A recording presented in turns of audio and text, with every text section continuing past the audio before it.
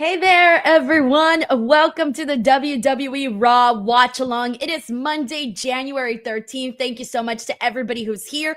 We are still a couple minutes away from Raw getting started. We're 5 minutes away. I wanted to start the stream off a little earlier. I was trying to charge my mouse, everyone, because I completely forgot. It's that really annoying thing where I keep telling myself, charge your damn mouse. And every single time I forget. So it's at 15%. I'm hoping that this mouse is able to hang in there for the next few hours. I'll probably try charging it in between matches and things like that because I don't know if it's going to make it towards the entire thing. And I'll be shit out of luck if I can't control anything on this desktop. Poor planning on my part. But anyways, I'm excited. It is week 2 of WWE RAW on Netflix. Who knows what we're going to get? Of course, a lot has been announced for the show, though. There's a whole lot. So I'm going to run it down really quickly as to what we're going to be able to expect from today's show, by the way. We got Damian Priest versus Finn Balor in a street fight. We got Dakota Kai versus Lyra Valkyria to crown the first ever women's Intercontinental champion. So, this is a huge thing. Of course, CM Punk's going to be on Raw. Rhea Ripley's going to be on Raw. A new champion, Rhea Ripley, of course.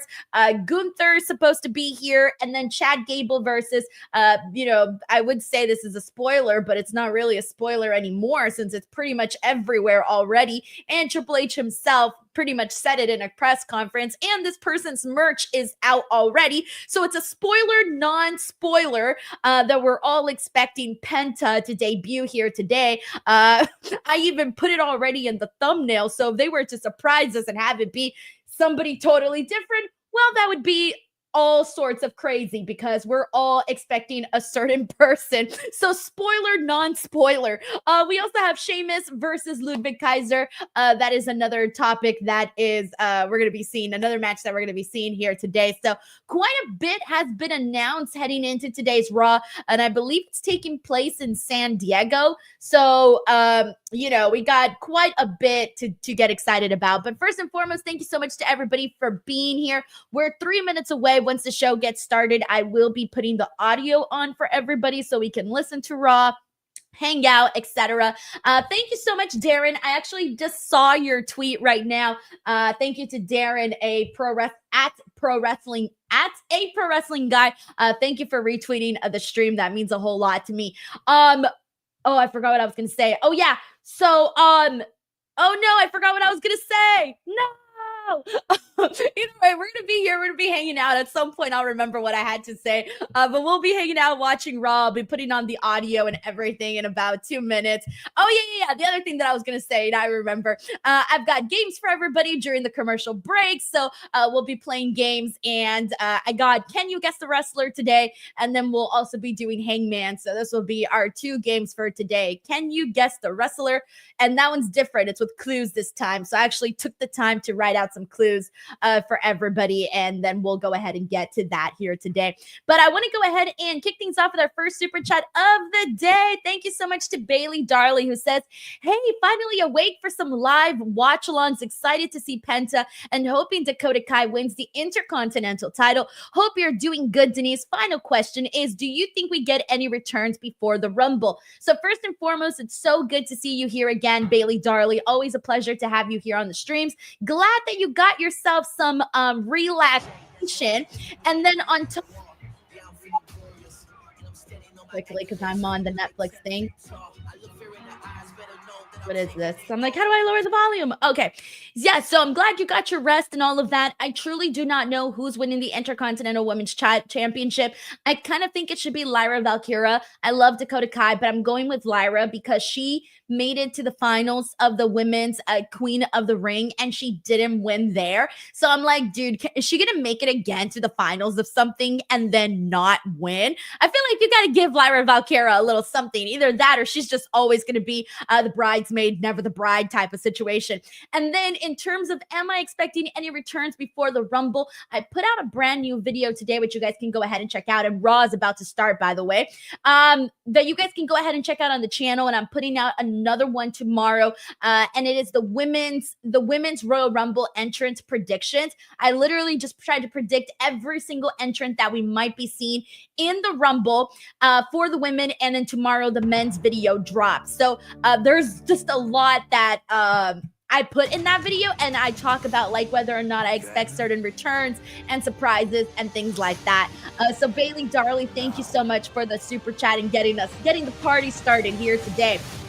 Hey everyone, can you guys all hear the audio on Netflix? Let me make sure that I have it so that everyone can hear it together. I feel like I should put it on a little louder. It sounds a little low. All right, let me know if everyone here can hear everything. Okay, good. Thank you so much, Jay Grouse, who says we can. Thank you so much, Stuart Bridgman. Thank you, Carlton, for the kind comment. Thank you, Don, Matt. Cool. All right, and then, hold on, it's someone's birthday in here. It's Brandon Rosen's birthday. He says, hey, Denise, how was your week? And I celebrated my 50th birthday. I can't think of a better way to cap the week off than watch Raw with you.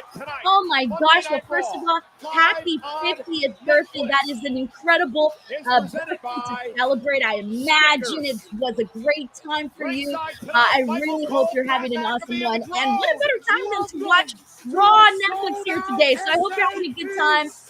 Hope all your birthday wishes come true. And thank you so much for hanging out with us here today.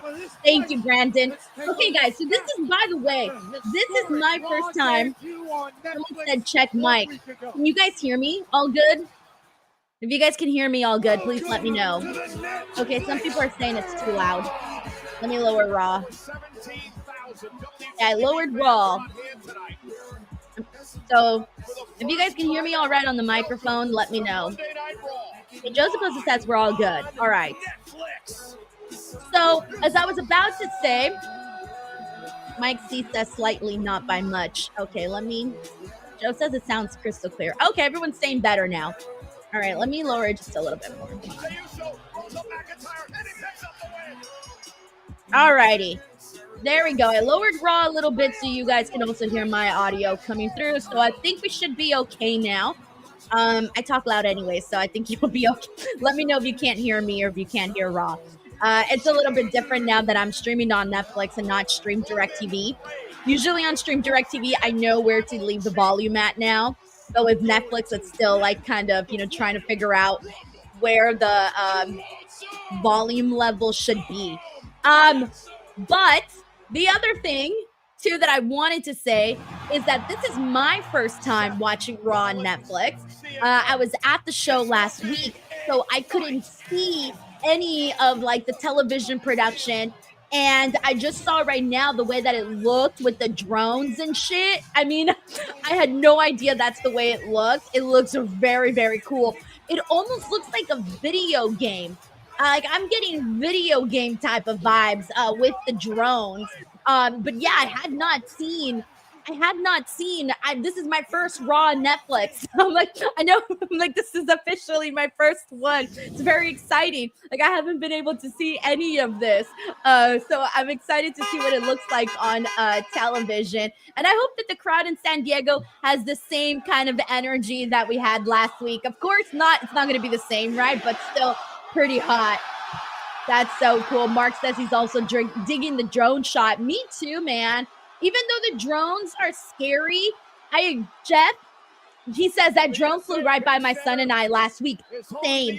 I was kind of scared because I was standing up and I heard that loud buzzing sound and I kept forgetting that it was a drone. And so my reaction was like, ooh, I gotta sit down because I kind of felt like I was going to get hit in the head with the drone. They're kind of scary, the drones, when you're like right next to them. But on TV, they look phenomenal. Ben Big says, I'm a suplex that drone. That's so funny. I wonder when we're going to get to the days where we like all have drones. You know how like before only like a couple of people had like cell phones and shit. And now everyone has a cell phone. Even babies have cell phones. Actually, that's an exaggeration, but you know what I mean. So yeah, so imagine the day when we're all walking around with our drones. That's gonna be wild.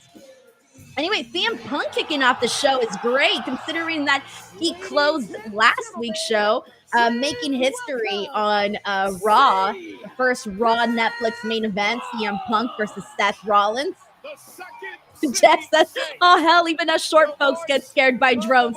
For reals, if I was taller, I would have been terrified of those freaking drones.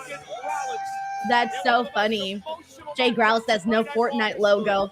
Oh, let me look see if that Fortnite logo's there. Who knows? Maybe that was just like a debut thing. I don't know. Reserve the right to continue to call himself the best in the world. Oh, these angles these new camera angles, by the way, are very fun. Both the ones from the actual camera and then the ones from the drones. It's adding so much life to the show. But what I loved right now, though, about the handheld camera was that if you guys notice, he came through the left side of the ring.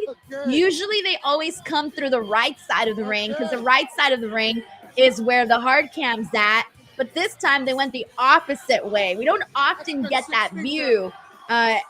So that was something a little bit different. Ricardo Chavez says, here for Penta and Denise, let's go. I'm so ready for Cero Miedo. So ready. I'm so excited. Still kind of wish it happened last week, but I get it. But also San Diego, this happening at San Diego is great too, especially because San Diego, is also very populated with a lot of Latinos and stuff, a little closer to Mexico as well. So you kind of get that, like, it's very, very cool. I love San Diego. Very breezy, beautiful city that is San Diego. Thank you, Felix Jr. He says, I like Sting behind you. Thank you. It's a little cardboard that I bought at the last time Dynamite was here. Oh, that does my heart good, San Jose. All right, let's see what Punk says. But listen, real quick, before we get to CM Punk's business, I need to say something real fast. I acknowledge all the firefighters and first responders. Yes! In the great state of California and everybody in the surrounding Thank you, states, Punk. sending everybody to help fight this natural disaster, this fire. I'm talking Canada, Mexico, the people. We hear you. We appreciate you. I have to applaud that because fuck yes. Thank you, Punk, for not acknowledging that. And now, for your entertainment portion of the evening, is it good to be alive on a Monday night in San Jose? Oh, they're in San Jose. I thought they were in San Diego. I didn't realize they were in San Jose. Never mind. They're a lot more up north than they are in than they would be if they were in San Diego. Did you watch the straight edge superstar? But never mind. San Jose is just a little bit more up north, so disregard everything I said about San Diego. And I know everybody's got a lot on their mind. CM Punk has a lot on his plate. And one of those things that is no longer on my plate is Seth Rollins. Last year at the Royal Rumble, CM Punk's first televised match in WWE in over a decade, and it didn't go my way. Not only did it not go my way, my tricep decided to take a vacation, even though I already had 10 years off from the company, separated my tricep from the bone, and I didn't know what my future held. Didn't win the Rumble. That's one of my dreams. And that caused me to see in the distance what I thought was my career fading away. Ooh. My dreams that were always so scary that a lot of people couldn't see, I couldn't see. Oh, he's doing the CM Punk. I mean, he's doing the John Cena hand gesture. A big neon sign almost blinding me that says WrestleMania hanging right there in the crowd, but I see it.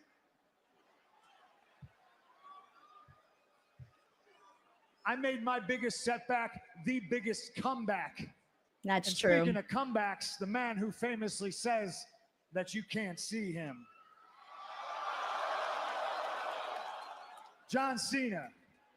Okay, here we go. I see you and I always have, my friend. Oh, damn. CM Punk out here breaking the fourth wall. Declared himself for the Royal Rumble, but live and in living color, ladies and gentlemen, I'm here to tell you that so have I. CM Punk 2025 is going to throw 29 other people over the top rope, whether they think that he can see him or not. And I'm going to raise my hand and I'm going to point to that sign, and you're going to hear my music, Cult of Personality, play my song. And instead it's Seth Rollins' song. That's not his song, Cole. Pat McAfee, it's not his song.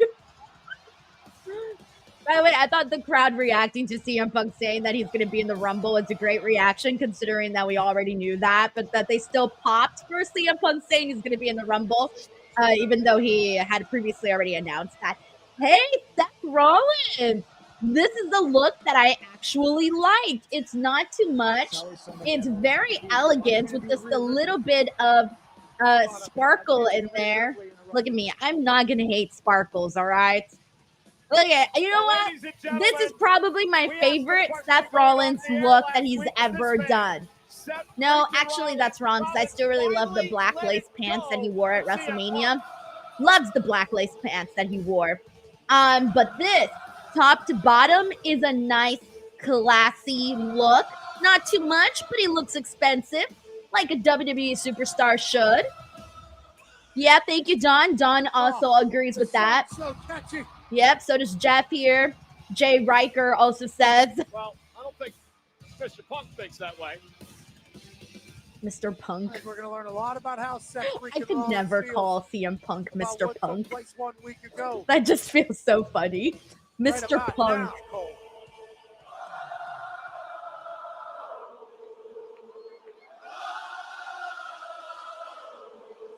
Cody's, those sparkles suck. Sparkles never suck, Cody. Never.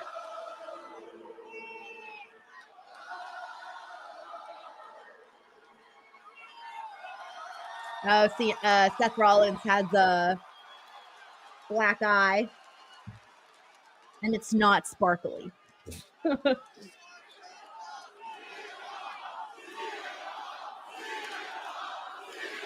Man, Seth Rollins cannot win any of these crowds. They all love CM Punk, all of them. Look, I know you are not happy to see me, but you cannot be surprised to see me. I told you last week, win, lose, or draw, I would be standing here in the middle of this ring on Monday Night Raw. He did. Fair enough. I'm a man of my word. If I wasn't a man of my word, if I didn't show up when times got hard, that wouldn't be me. That would, in fact, be you. I knew it. I knew he was going to say that. But I'd be the winner still, right?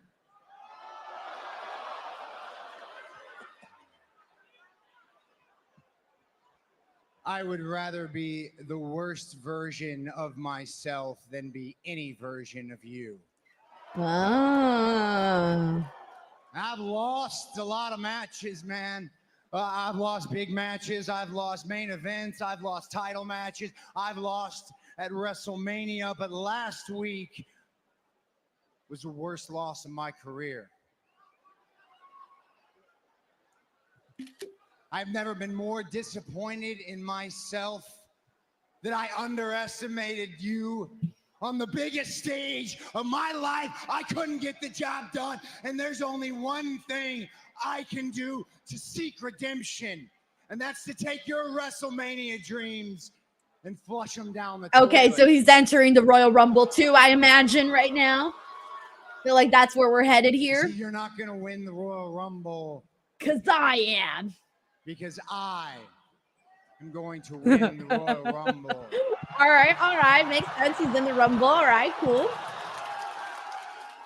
Well, it is every man for himself, Every isn't it? man for himself, and I will take great pride in not only winning the Royal Rumble, but dumping your ass over the top rope on my way to the main event of WrestleMania. I don't know. I think where you see an opportunity, I just see a guy that couldn't pin me, so he's taking the easy road to throw me over the top rope. That's what I see. Oh, Oh my God. This is like the ghost of CM Punk's past right now. Seth Rollins, Drew McIntyre. Pretty soon we're going to see Jack Perry, Colt Cabana. And here is another man who has We're a just long going to be history seeing with everybody Punk come and out. Rollins. The Scottish warrior, Drew McIntyre. Oh, I love that jacket, by the way, that Drew's wearing. It's like a blue plaid leather jacket. Just when I think you can't get any more disgusting, Yeah. selfish, self-serving, you go and top yourself, don't you? Hey, last time I saw you face to face, you were on your knees with tears in your eyes, bleeding all over my mat, begging me for your life. Oh, no. You take one more step. Drew, he's closer to not this lying. ring, and it's going to take a lot more than 15 staples to close your head. Drew, you got to fire back, bro. What are you going to say? This might come as a shock, Phil, but not everything Phil. revolves around you. I was talking to Seth. Oh, no. I was expecting for a bigger comeback from Drew. His invitation becomes my invitation. So get on down here. I'll stomp your big head right into this mat. I got nothing on top. I'll stomp your big head. I always love when someone gets made fun of, like, for a Maybe big you should head, take a because look I, at too, him have a real big quick. head. I feel you, Drew. It'd be like looking in a mirror. You're both so alike. The only difference is he admits what a piece of crap he is. Now, I admit that I'm the winner, and you should remember because I dragged yourself around Hell in a Cell.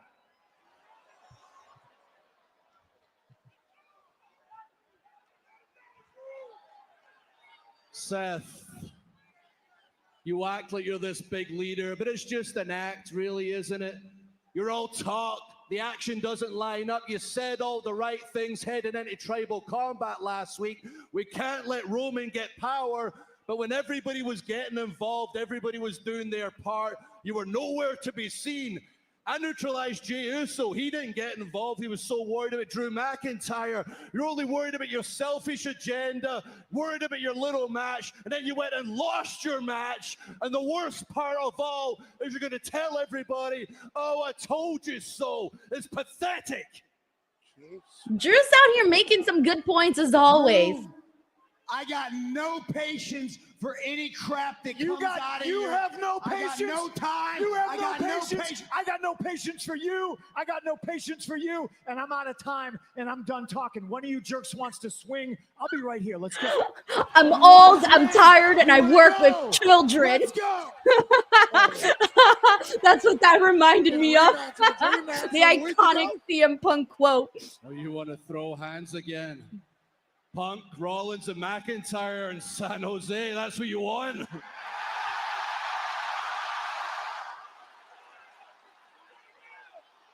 No! Why would I ever do that?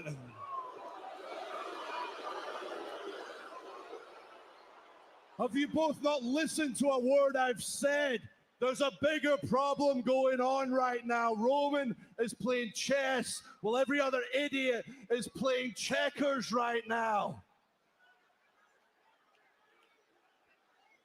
I'm always a reluctant hero. I guess I'm going to have to step up for myself in that locker room, and whether you two realize it, for you both as well. If only there was a way I could get my hands on the title before he does. He's got his falafel already. He wants the title.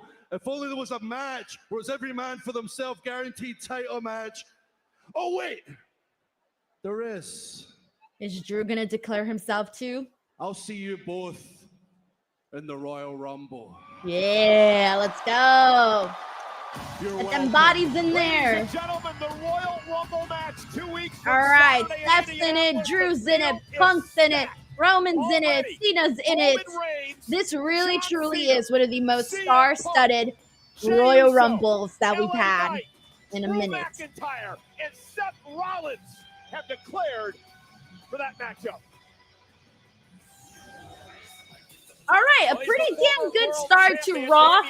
Let me see what everybody thinks. Go ahead and let me know what you guys thought of the opening segment for Raw here today. Let's see. We got Tracy WV here who says the Rumble is going to be fire. I agree. It is going to be lit for sure. And then let's see what else we got here. We got Hulk076 who says, okay, it's starting off on a good note. I mean, it's true because like we had such an explosive show last week that like how was Triple H going to go and follow this how is he going to follow this show? That's what a lot of people are wondering. Like, can you keep the hype for the next couple of months, weeks? Granted, of course, we're going into WrestleMania. Oh, is it time? Guys, I think it's time. Because Chad Gable's coming out there. It's time. It's time. Introducing first, accompanied by Ivy Nile and the Creed Brothers, representing American-made Chad Gable. All right, guys, here we go. We're about to get Penta, unless they just like completely swerve us, and then we get somebody totally different. Oh my God, this is so exciting. All right, well, let's see how it goes, how the entrance looks, how Penta looks. We got to go to a break first. No, I was already ready for it. Come on. For what's next on Raw? They're really milking. They were smart, guys. They were smart in the way that they planned the way that they planned this. They were like, don't turn the channel. We're about to go to a debut, the debut that you guys have been waiting for. Steve Bridgman says, watch it be Dom. That would be so funny. All right, let me go ahead and get into some of these super chats, by the way. Thank you so much to Sheldon Jackson, who says, please let this be the night the Judgment Day finally ends because it needs to end ASAP. Dude, as much as I agree with you, Sheldon, I have no idea when the Judgment Day is officially going to come to an end. Whether or not it happens today, truly, I don't know, but I'm with you, man. I'm ready for the Judgment Day to sort of call it a day and move on with our lives here. I did read Brandon Rosen's already. Happy birthday again to Brandon Rosen. We got Cole here who says, let's go. It's time for a Cero Miedo. I'm so ready for it. I'm so happy. I'm really, really am happy for Penta, by the way. I know he hasn't came out yet, so maybe I'll save all of this for afterwards, but I really am happy for him. I can't wait for Rey Fenix to join him, of course. I'm such a big fan of theirs. I think anybody here, wherever you saw their work, you're probably a big fan if you've already seen the either Penta or Rey Fenix or both. Chances are, if you've seen one, you've seen the other, but still. Cole, also, thank you so much for becoming a brand new DWO member. It's very awesome of you. We got Brandon here who says, hey, Denise, how was your day? Also, retweet the stream. Yes, guys, please share the stream. You're more than welcome to share. Hit that like button. Click that subscribe button. I'm on the road to 200K. I have a stream every single day this week up until Saturday. I'm doing NXT tomorrow, Wednesday Dynamite, Thursday I'm doing the Royal Rumble trivia, by the way, which a lot of people were asking me about that. That's this Thursday. Friday, of course, I'll be here for SmackDown, and then Saturday I'll be doing a Collision stream. So streams pretty much every single day this week. I'm really trying to get to 200K by the end of this month. I am still 4,400 or so away from getting there. So I'm like fingers crossed trying to do everything in my power to make that happen. So please share any of my videos, live streams, interviews, anything helps to try to bring in some new viewers and some new subscribers. So thank you so much to Brendan. We got John Taylor. John, so good to see you here. He says, I currently have 7 family members, 3 dogs, a cat, and 2 horses staying at the Khan Estate here in Montana. It's a little hectic, but wanted to say hi. Hashtag DWO. So for those of you guys who don't know, John Taylor went to help out his family who's out here in California as well. With all of the fires and everything, John Taylor's family had pets that needed to be, taken, rescued for the time being. So John Taylor is taking care of them over in his home in Montana, which is a very nice thing to do, obviously helping out his family members out here in California. Thank you so much to John Taylor. And also thank you so much to everybody who came into Saturday's Collision stream. By the way, we did a fundraiser for the wildfires here in Los Angeles, of course.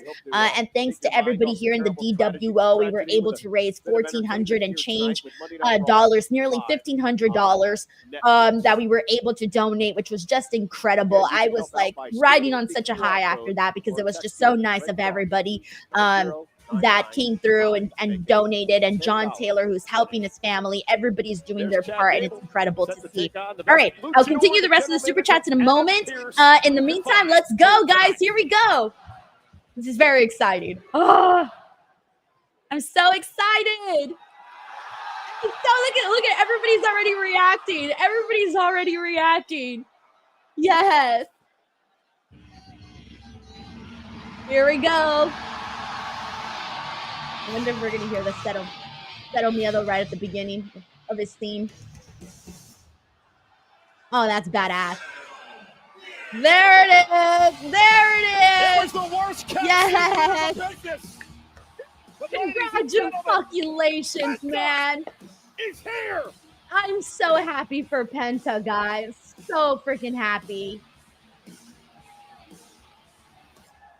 Pat being prepared to be wowed. He looks fucking awesome. I mean, he always looks awesome, but damn, seeing him here in this atmosphere is just totally different environment, but he's worked to be here, guys. It's a long time coming. A long time coming for Penta, and he finally, got here. Wow. Let's see how this match goes. He's going to have a bomb match with Chad Gable, guys. Chad Gable is the perfect opponent here.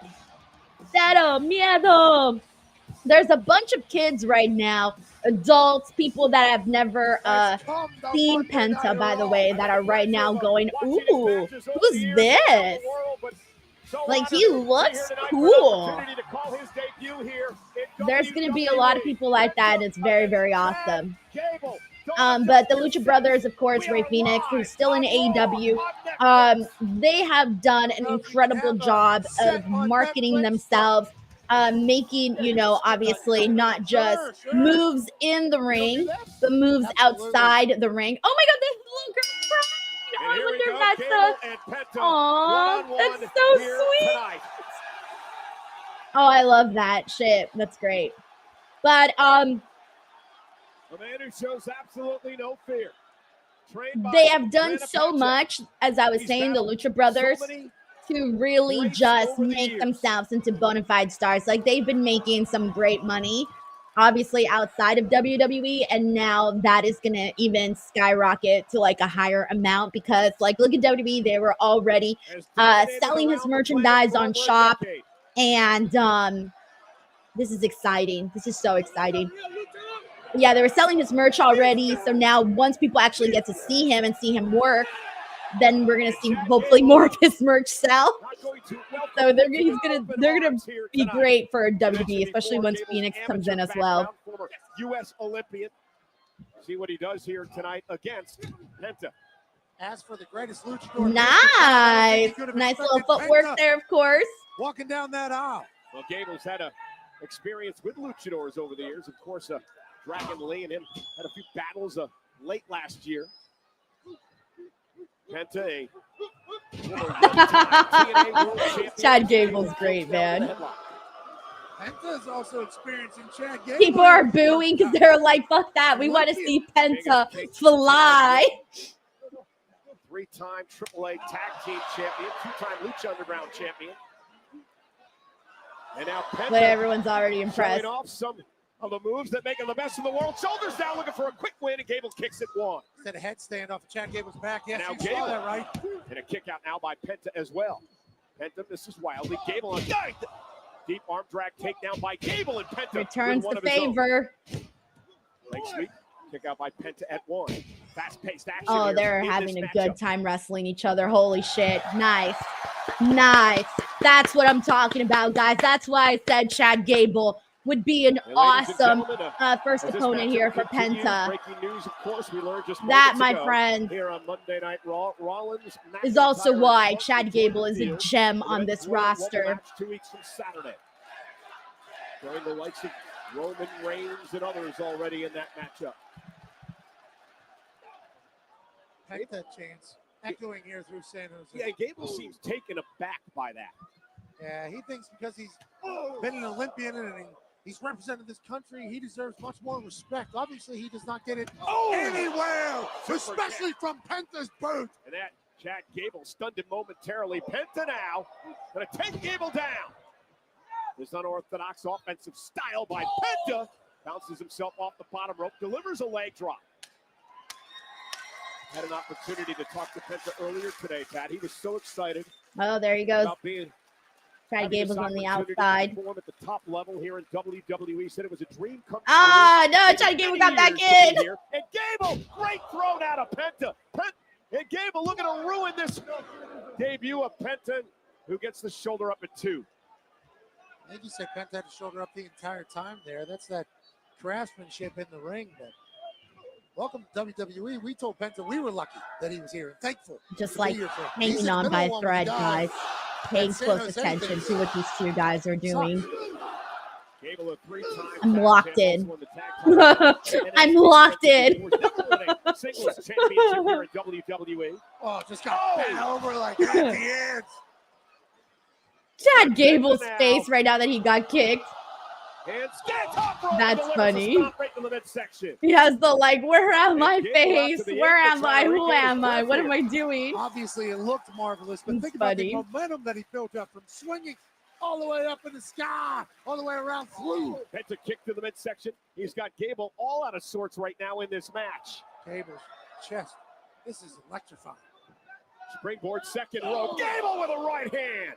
Stops Penta in his tracks at least momentarily. And now Gable on the hardest part of the ring. On the hardest part of the ring. And the official Rod Zapata down to check on Penta. And Gable not going to allow Penta to regain any type of momentum here. It does not matter where in the world that you're wrestling. The apron does not budge. And now Gable, we're going to wrap the leg around the ring post of Penta. Smart move by Gable. Take away the high-flying aerial tactics of the luchador. Take away the base. That's a great idea by Chad Gable, who would certainly consider himself massively intelligent. And soften Penta up for the ankle lock, which Gable continues to try to destroy the left leg of Penta. Penta appearing on the scene here in WWE with such fanfare. This is interesting, guys. Very interesting. They're having a totally different match than I was expecting. Gable would love to ruin this moment. It was too big of a signing to keep secret to have Penta join us here. The whole world was excited about it. For good reason. But Chad Gable is getting great heat here. Gable again continues to punish Penta. Penta did tell us earlier today, Pat, about looking forward to this aggressive style here in WWE. Working that left knee of what he was looking forward to. left leg of Penta. For the win, hooks the leg. Penta kicks it 2. I'll talk about aggressive style. That seems like that's 2025 Chad Gable. Vows to win a championship this year. Checking off boxes of his to-do list here in 2025. Talked to the crowd during the break. Made no friends, but certainly acknowledged that he wants to be great. He wants to be champion. He wants to beat Penta on Monday night. Nobody home off the splash by Gable. Went for the flying headbutt. Penta rolled out of harm's way, but as the damage been done to the leg of Penta. All right. Gable. Gable Super kicks Chad Gable. It's that plant leg that Chad's been attacking. Oh, and Gable. Penta colliding in the corner. It was as if his body was moving in match slow is certainly motion, getting time but he too. absolutely wrecked off the turnbuckle.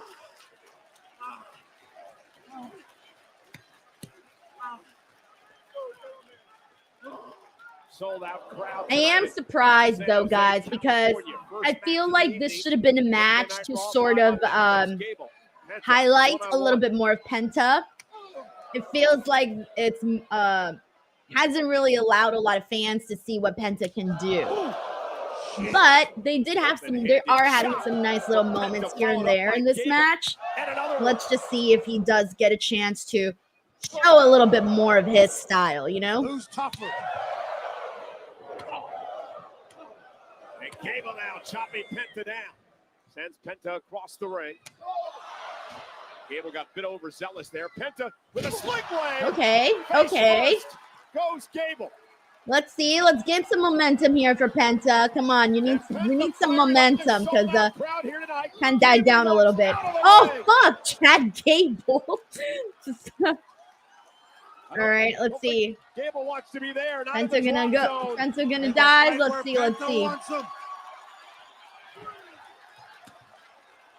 This is what you came for. Beautiful. Oh fuck. He didn't get much of them.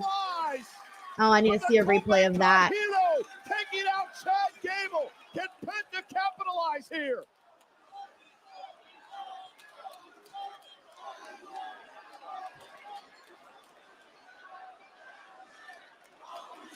No, we're getting holy shit chants. That's good. That's good. All right. San Jose. Think about this. All right, finally we're getting a replay. That replay took forever to come. Okay, okay, he did get a little bit more of Chad Gable than I originally saw the first time. Left leg, which was worked on early on in the matchup by Gable. Indeed it is. Kick to the face of Gable. Crowd's getting into this match. They got into it more once like Penta started doing a little bit more of his style. That's when the crowd got a little bit more into it. Cross body by Penta takes out Gable. They need to give Penta like a little more time to shine, more time to show him, which I think is what we're starting to get now. Set into the corner. Yeah, yeah. Okay, backbreaker. Yeah, yeah. That right there is classic Penta. Cover now as he shoots the half. Looking to put Gable away. Failed to hook the leg there, and it may have cost him as Gable kicks out at 2. Penta thought he had it. How could he not? Bottom rope, springboard, backstabber. Okay, let's get some of the crowd back in here. Consistently coming up with new moves, new ways of. Yeah, I'm kind of. That was good. That was good. SAP Center. And Gable now. German suplex. Okay. Stacks him up. Shoulders down. Jackknife cover kicks it too as Penta. It was didn't land lovely, but still effective. Still effective. Shoulder up there. Chad Gable ate that kick. Sold out tonight, San Jose, California. 22nd time this great city has hosted Monday Night Raw. First time ever on Netflix.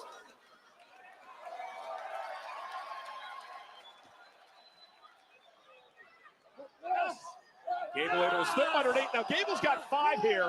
Armbar employed. Has to break at 5, but the damage now, not only to the leg, but now the arm of Penta. Chad Gable, great strategy here tonight against the luchador. Read it like a book. Had a reverse ready. Again, that open-handed slap by Penta. Oh, here we go. What are they setting up here? Penta now. Brought out by Penta. That was cool. Taking out Gable. Oh, nice. Yes, I know everyone popped for that. I was like, everyone's going to pop for that. A Mexican destroyer here in San Jose. Gable somehow kicked out. I love how they just went with the Mexican destroyer. The Mexican destroyer. Watch this. Bang. Oh, my God. As pure of a destroyer as you'll see. As advertised, Penta. See, like, the fans get really into it whenever, like, Penta busts out one of his flashy moves, you know? Yes, it is. Incredible scene here tonight on Monday Night Raw, live on Netflix. Penta slowly Jay measuring Krause his says man. he's a Mexican destroyer related to the Buddy Destroyer. Kick down to Gable.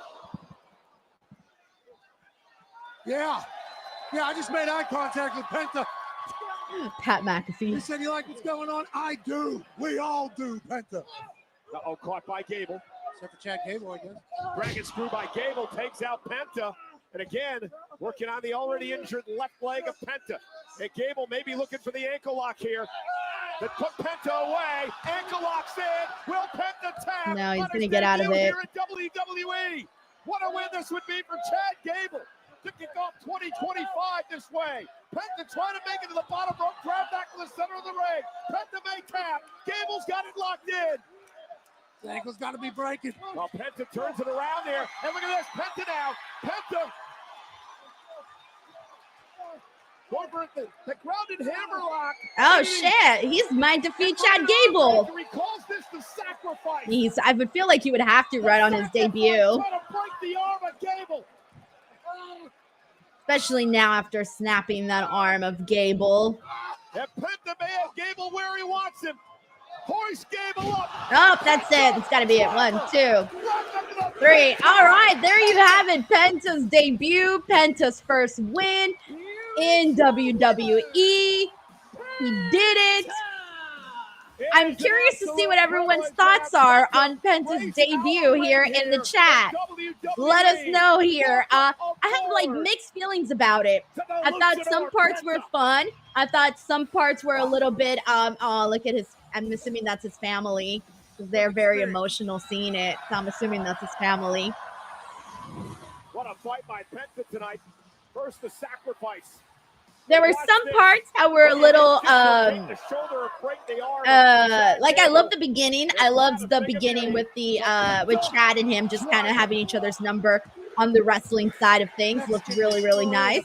And then there were just some parts that I thought were a little bit, not what we're used to seeing from Penta. But once they kind of went back to a little bit more of his style, I think that's when the crowd really started to get into that. And then that made up for it, making it, I would say, a fine debut for Penta. But let's see what he has to say. And welcome to Monday Night Raw on Netflix. A huge victory for you tonight. Look at his family, his daughters, I'm assuming maybe. Memory for WWE. And I mean, this crowd was behind you tonight. What does this moment mean to you? Thank you. But I want to say something first. Thank you, San Jose! I love the way he just looked at Jackie and was like, thank you. This is my new home. This is my new home, guys.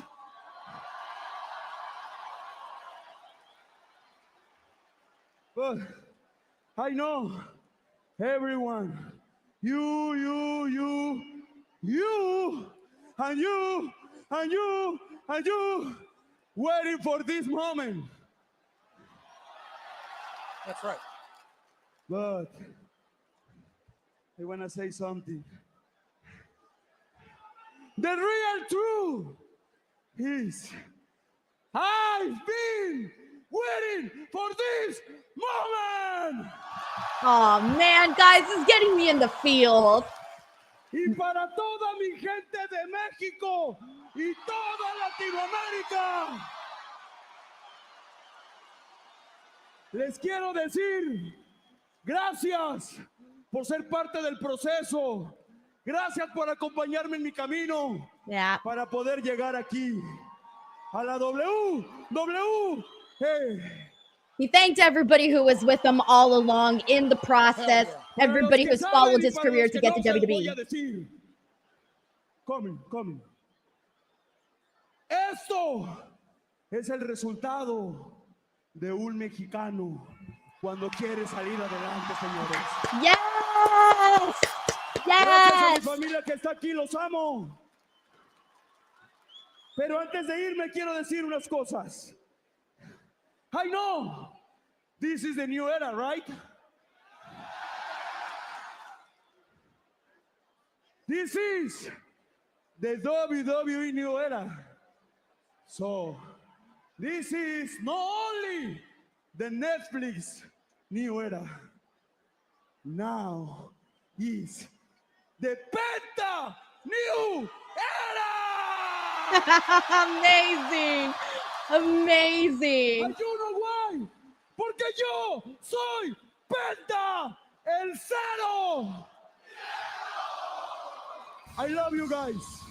Oh my God. All right. So he got me in the feels, by the way, when he looked in the camera and he said that this was a Mexican who made it here to this part, into this moment, and basically like his hard work is what got him here. Like he was, you know, he made it happen. And then of course, you know, thanks all of his fans following him throughout his career. That was a beautiful freaking moment to see. Oh, I'm not gonna lie, guys. That one got me. That one really, really got me in the feels. Really got me in the I feels. was just telling the boys how I'm so I need sure to tweet about this. you're going to be women's world champion again real soon, Liv. Real soon. Oh, I will be. But you know what, Finn? The Liv Morgan Revenge Tour, it wasn't just about being champion. It was about taking a piece of Rhea Ripley that she'll never get back. And that's exactly what I did. Is that right? Well, oh, speaking of revenge, I'll let you two lovers sort through your issues, huh?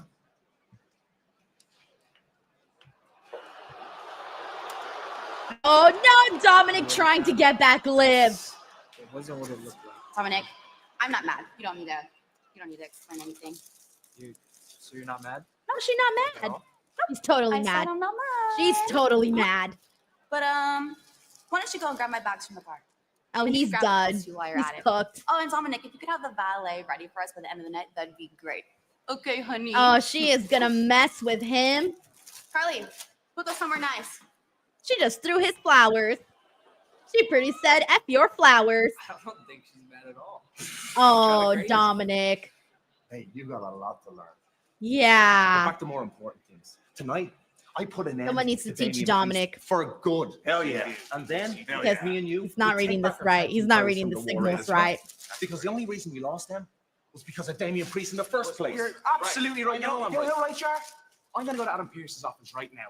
I'm going to get up in his face. I'm going to tell him exactly that. And if he knows what's good for him, he'll give us a rematch for the tag team titles. I love that. Come on, Charlie. Let's go talk to Pierce. Yeah, let's go.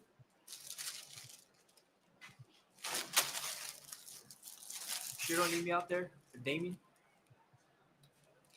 You know what? You should hang back. You're not allowed to sort through with your girl. Maybe start. They gonna get in their bags, huh? Go on. She's so gonna just like use them to like run all her errands and stuff like that. Oh my gosh. All right, guys. Let's go ahead and get into some of these super chats, by the way, because I forgot that our commercials are a little bit different here on this Netflix. I'm not used to watching on Netflix. Let me see what we got here. We got Baby! hold on 1 second.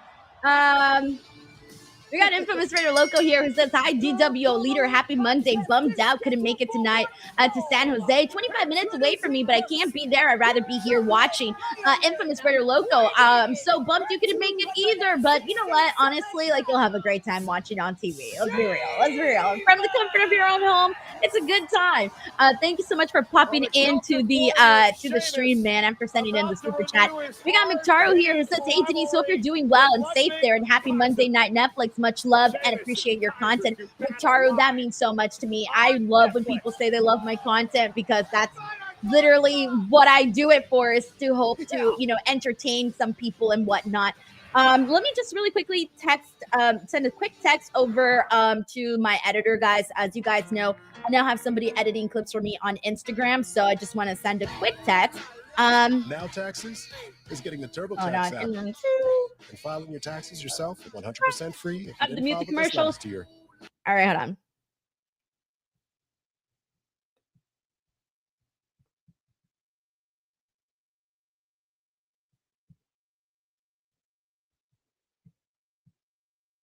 All right.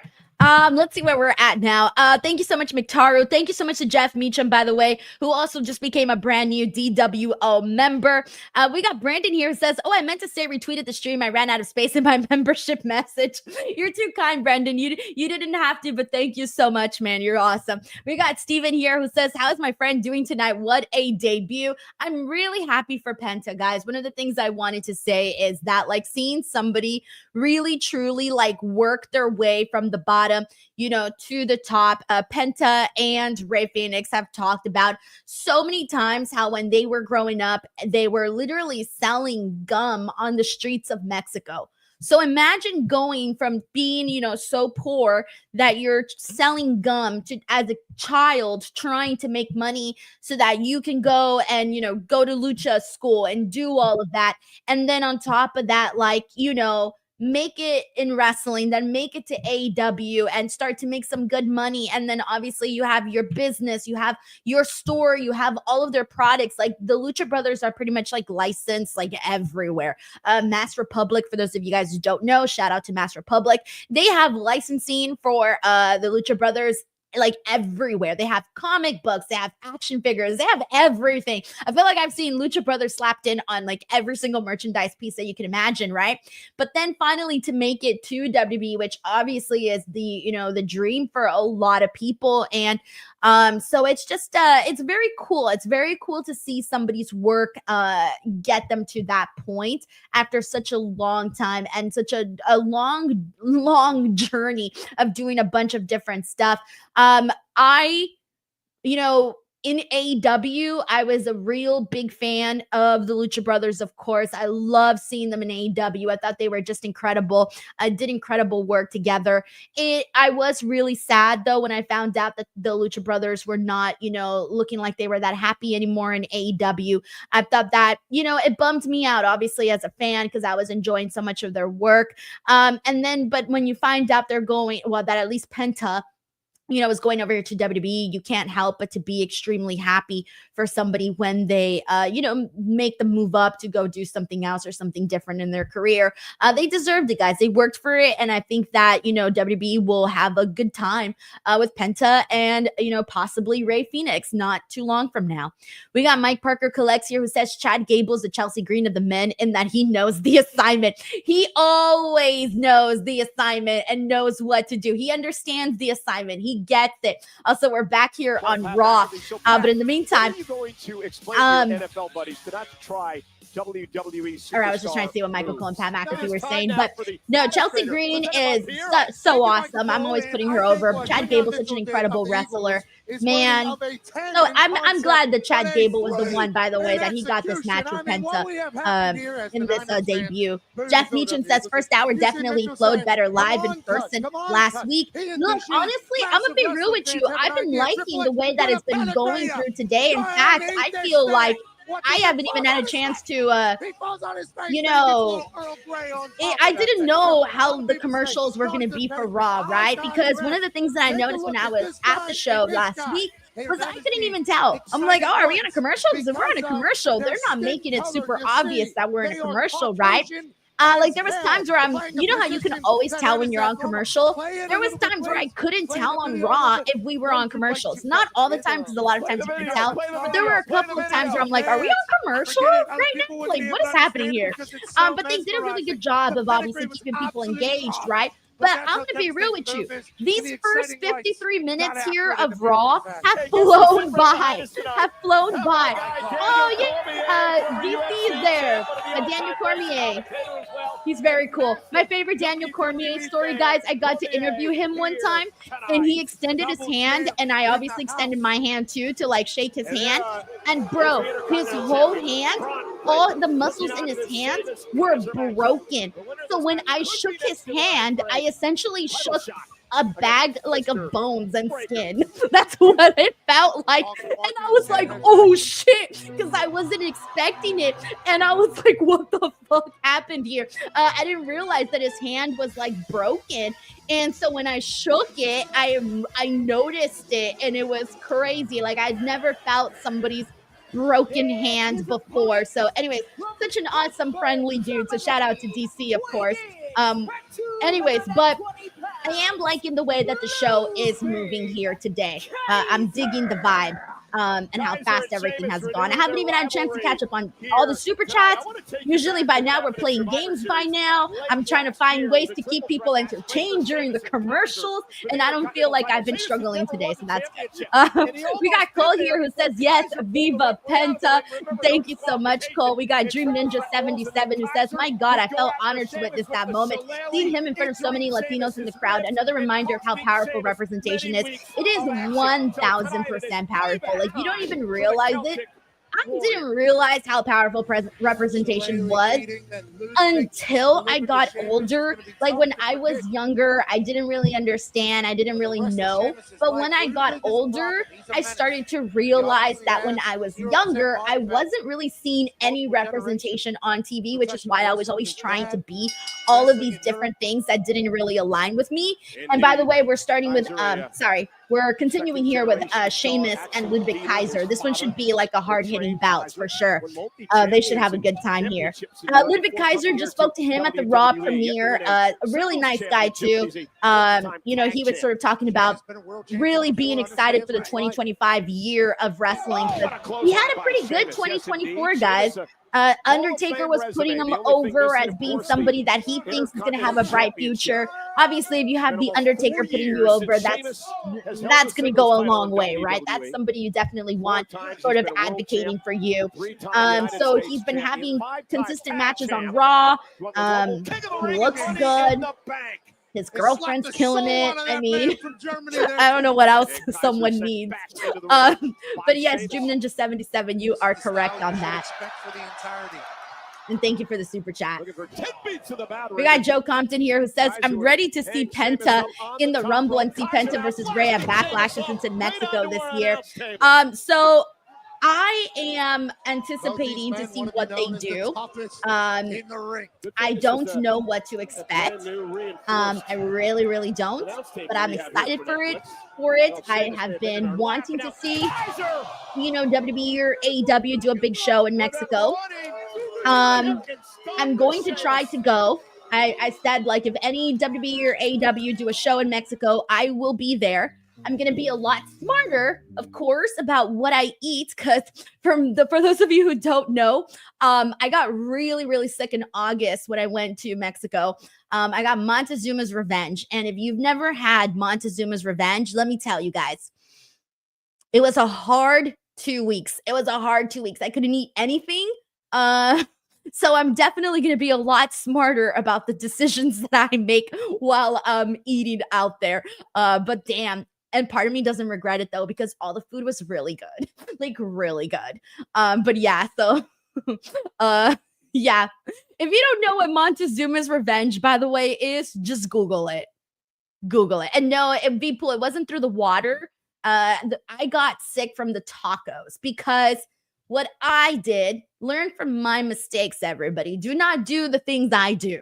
The first time I went to Mexico, not the first time, but the second to last time that I went to Mexico, I ate everywhere. I ate at fancy places. I ate at street vendors, everywhere. I didn't care. I was eating everywhere. I didn't care if it was from the street. I didn't care if it was from a hotel. I was eating. And I was fine. Everything was great. My stomach was great. I came home. I told everybody my vacation was great. Everything was lovely. I had a great time.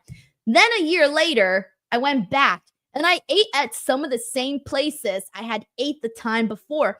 I went to this taco place that was right outside the venue of the show. And I got the exact same tacos that I had gotten the year prior. In fact, I had been dreaming of this specific taco stand for about a year because I loved the tacos. However, I ate the tacos, and as I was eating them, I instantly felt it, guys. I felt like a heat wave come across my body. Like, you feel it instantly, like a heatness. I felt weak. I felt like I was going to pass out, and then just got every symptom, and it was an awful experience. And I don't think I'll be doing that anymore. I'm going to be a lot more careful. But yeah, that was just an experience. But yeah, guys, the tacos, they got me. They were, the tacos that I had were, oh my gosh, oh my God, I'm forgetting what flavor it was that I got. It wasn't chicken because I always get chicken and they didn't have chicken that day. So I had the other one. Oh my God, it wasn't carne asada either. What was it? Oh my God, it was which one was it? I'm blanking on the name. Somebody here knows. Somebody here knows. It's not coming to me. I'm like, it's not coming to me. Someone here knows. No, it wasn't chorizo, John. It was the other one. Not carne asada, not pollo. Al pastor. Thank you so much, Darkside and DJ. Al pastor. That's the one. Al pastor. Yeah, that's the one. Wow, I could not. I just fucking blanked. I'm like, what is it? What is it? I went through such a trauma. I forgot the actual name. Anyways, but Al Pastor, they got me, bro. They got me. No, we make smarter decisions if any of you guys go. But they were great, by the way. They were great. I'm not even gonna lie. They were delicious. Delicious. Banger after banger. He's begging for kicks. Damn, Ludwig Kaiser is coming in red hot here. Or so is Sheamus. Sheamus, I feel, only functions on red hot level. Maybe he keeps all of that fire and energy in his hair. That's where he gets it. That's why it's so red. That's where he gets all the fire and intensity when he goes in there and just starts beating on people.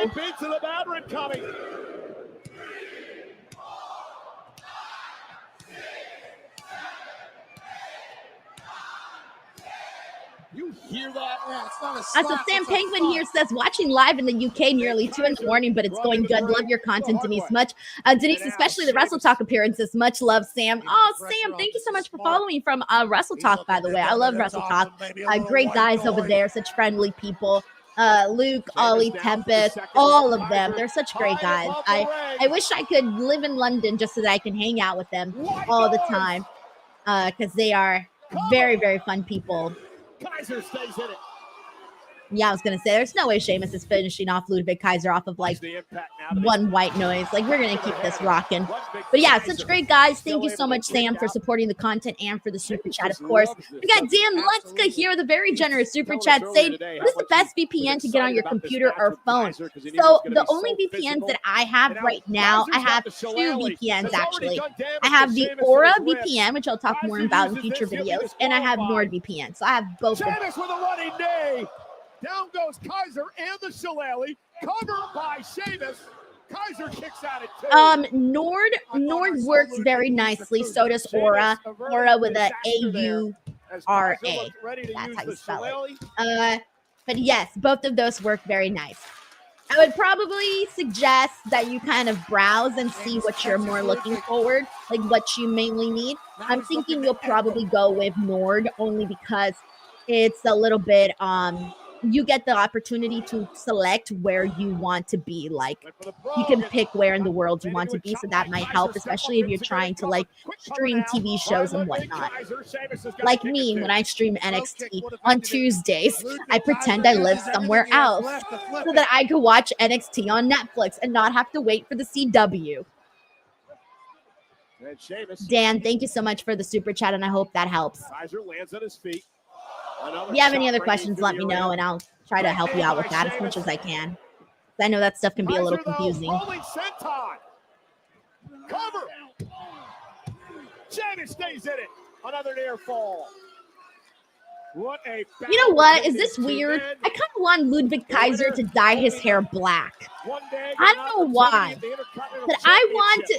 I think it's because I'm looking at Ludwig Kaiser and I'm like, he has so much. Like, you look at him, right? And he's so cocky and he's so aggressive. But I feel like if he dyed his hair black, he would just look a little bit more. He would stand out a little bit more, I think. I can't explain it. And now Kaiser mocking the Celtic The Guardian says, I was thinking the same thing, Denise. Dude, I don't know why. I don't know why I'm thinking about that. Kaiser missed wildly with a kick. Sheamus! Emo Kaiser. Throw in some black eyeliner. Oh yeah, Sheamus gets the win. See, we also got to get Ludwig a couple more wins. But I get it. It's Sheamus. Who knows? Maybe Sheamus finally wins the Intercontinental Championship this year. got bruises and I know the dark all goth over look his has been body. done a whole He's lot. certainly gonna remember But this match with Ludwig Kaiser. how often do But you what a see win more like for the European guys rock that look? Maybe it's just a look that I tend to favor, but I don't know. I'm kind of here about it. Good brother says give him a mini mustache too. No, no to the mini mustache. No. Oh, there's Braun Breaker. We were showing him earlier too. Ooh, are we running this back? Sheamus and Braun?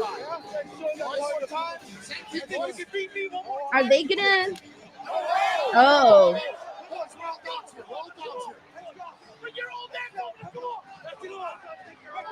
I wonder what the plan is there with Sheamus and Braun, like when they're gonna run that again. Oh, Kathy Kelly looks gorgeous, earlier tonight, like you always. had a meeting with Raw General Manager Adam Pearce, and it is official. Next week, you have a match with Drew McIntyre. Oh, all right. That's Drew next week. Needling me for months, and I'm sick of it. I'm kind of at my wit's end. I wanted to fight him tonight. He didn't want to do that. So yeah, next week, me versus Drew. And you know what? I owe him one for WrestleMania. So next week's going to be fun. Thank you so much. Very much looking forward to that.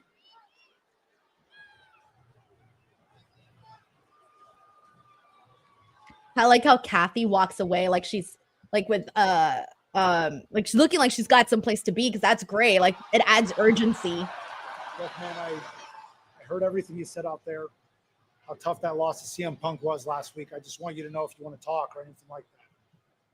I'm here, all right? Yeah, it was a rough week last week for me. Great week for you though, right? What do you mean? Come on, man. Your boy, Roman Reigns. Damn, rubbing it in Sammy's face. Chief again.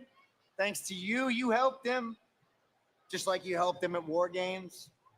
But what's next? You gonna help him win the Royal Rumble? And then you're gonna help him beat Cody for the WWE Championship. That's a little You're gonna keep on insulting. helping him. You're gonna stay helping Roman Reigns. Or are you gonna help yourself? Damn. You mean Sammy out there to question all of this? All right, let's see what we get from our champ, Gunther, this week. In the meantime, let me catch up here on the Super Chats, by the way. This is Jeff Meacham, who says, Penta started out small and now at the tippy top of the industry, kind of like our host and leader of the DWO. Congrats again on all the success. Thank you so much, Jeff. That's very, very kind of you, man. This is a career that has a lot of ups and a lot of downs, but what really keeps me going even through the downs is just like creating content. At the end of the day, everything's going to be okay if you're creating content. So many of you guys know my hero, my idol, Taylor Swift. She, I think it was Ice Spice. Might have been Ice Spice. Yeah. They asked her like, oh, was it Ice Spice? They asked somebody, it might have been Ice Spice. They asked her like, oh, you know, what advice did Taylor Swift give you, right? Especially because she's a lot newer into the industry.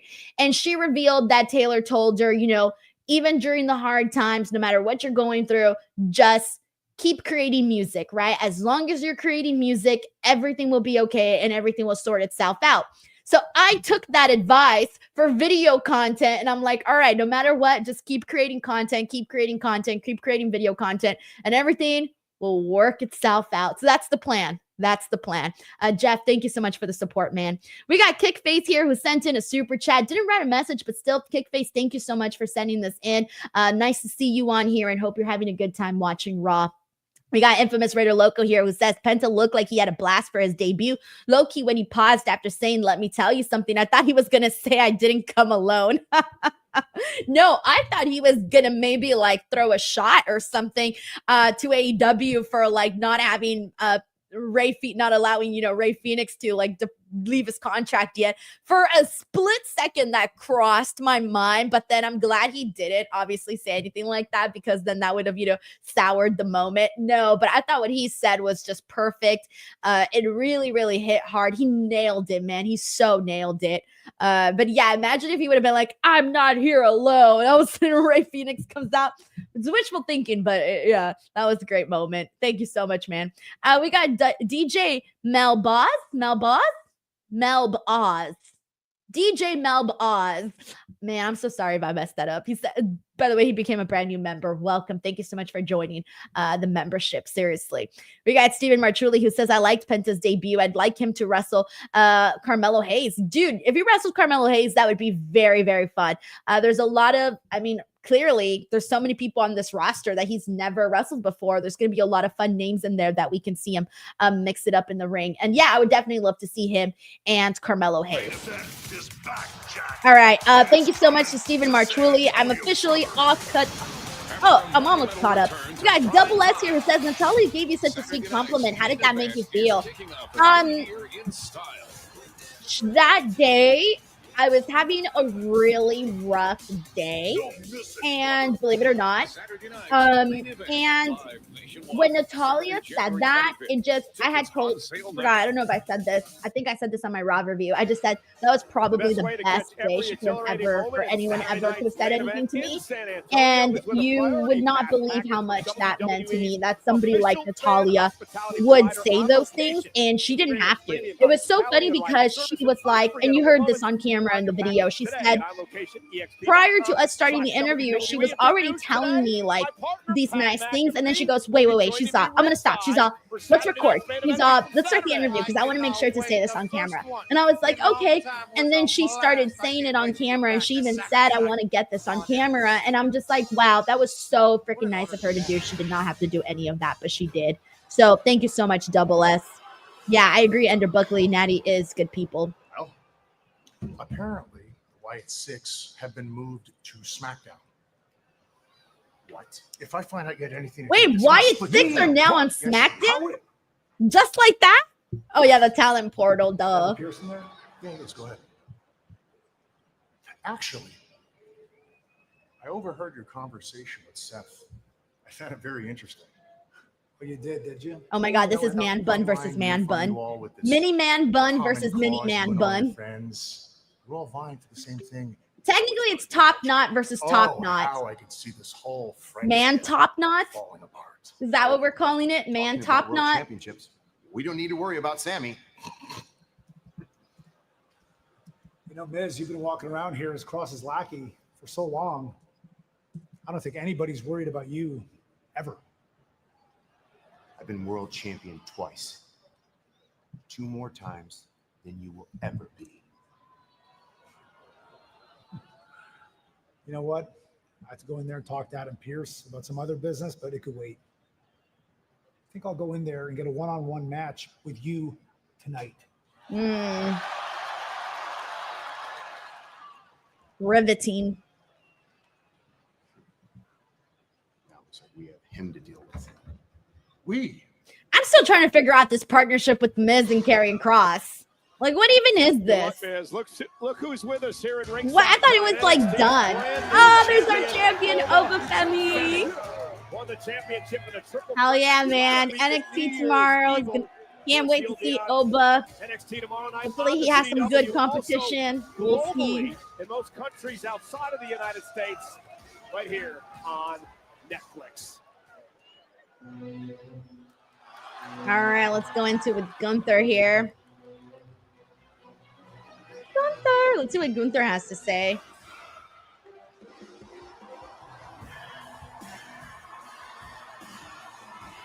Thank you so much, Henry Kiernan, for your kind comment, by the way. Let me give some shout outs, by the way, to some people that are here in the chat. Shout out to Ryan Eugene, Jay Moscow, Zeno Hour, Cody Santello, Blake Jessup, Hassan Batla. We got Mike C in the building. Bo said so. We got Tracy. Tracy knows I'm not really a fan of what they've been doing lately with Karrion Kross. I'm also not a fan of what they've been doing with The Miz. This is not my favorite. It's not my favorite at all. Let's see what we got. Taurus Way here, by the way. Saludos to Taurus Way. We got Anthony Davis, Ender Buckley, Joe Compton, Bailey Darley, Good Brother, Andrea Price, Christopher Segovia. Shout out, Christopher. We got Michael Dominguez here in the house. He says, have you ever met Penta or Ray? Oh, I've met them both, yeah.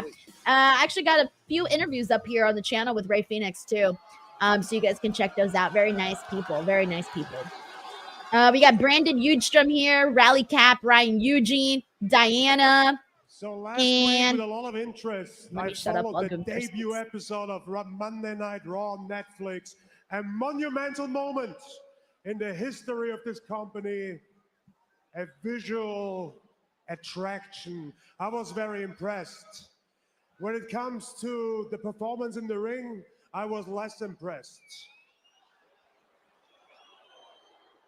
Because let's be honest, I wish, besides from me, that we would have a roster that could actually fulfill those high expectations.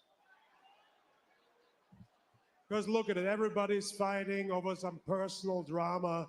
Who's the head of the table?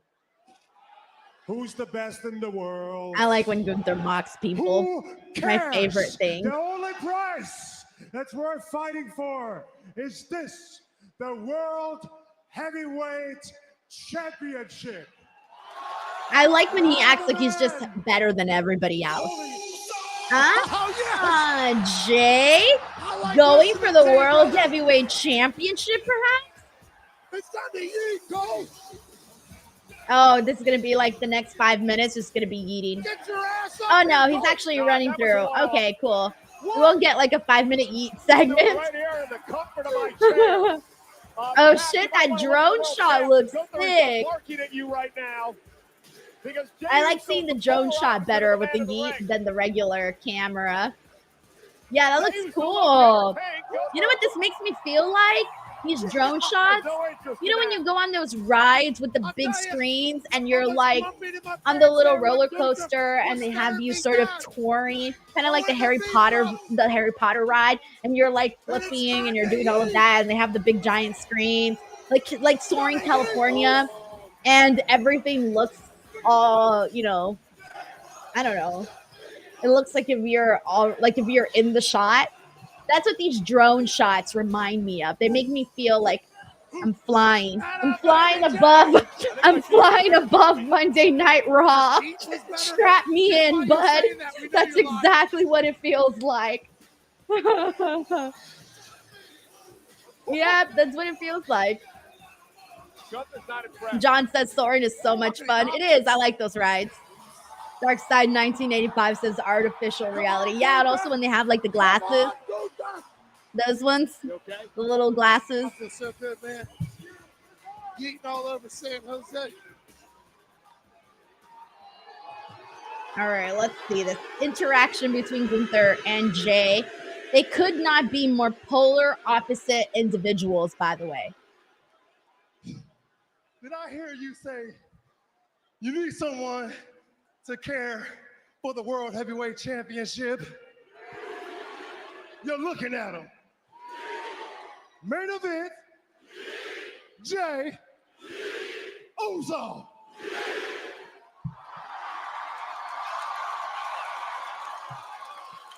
Oh my God, we have so many chill guy meme signs here.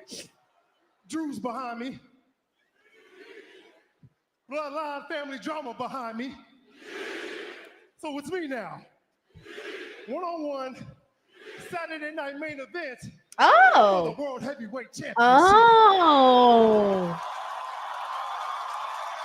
Interesting.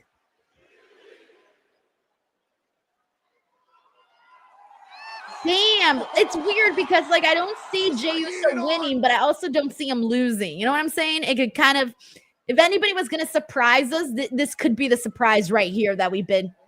But damn, I would kind of feel for Gunther. Just to make sure, Jey, you're serious about this. Because Jey Uso is way more over than Gunther is, but Gunther is a better wrestler. So it's one of those situations of like, what do they want their champion to be? I admire the courage coming out here and challenging me. And I would be naive if I would say I can hold on to this forever. But it would be even more naive of you, Jey, to think that you are the guy that takes it away from me. No. I want you to really think about it and really understand this. Because as you and I remember, we wrestled before for the Intercontinental Championship twice, actually, and I've beaten you twice. Damn, so does that mean he's winning him the third time or he's beating him 3 times? Jey, I know exactly Guys, what you're capable are they going of, to take the and title off it's of a whole Gunther lot in less Saturday than night's I'm main capable event? of. I don't know. I give you that. You're funny. You're entertaining. But Jey, when that bell rings, I would expose you for what you really are. A really, really talented tag team wrestler. No, he didn't. Oh, what a slap in the face. Oh, Listen, Jey, no, you are not on Jey. my level. You can't let him talk to you like You know, that. Told you To Gunther's you, great main when he's event mean. is a nickname. To me, main event is the place where I belong. But he's main event Jey Uso. So I suggest something. Think about it. But I would stick to your yeet, and I would stay out of championship business. Saturday night's main event, that's fine with me, but the choice is up to you.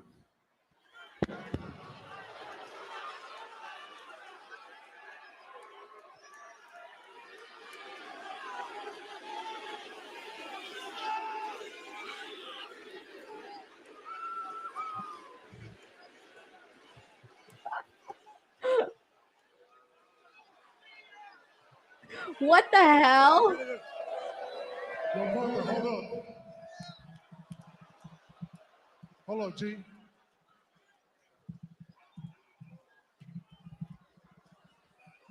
You see, I do respect you. No.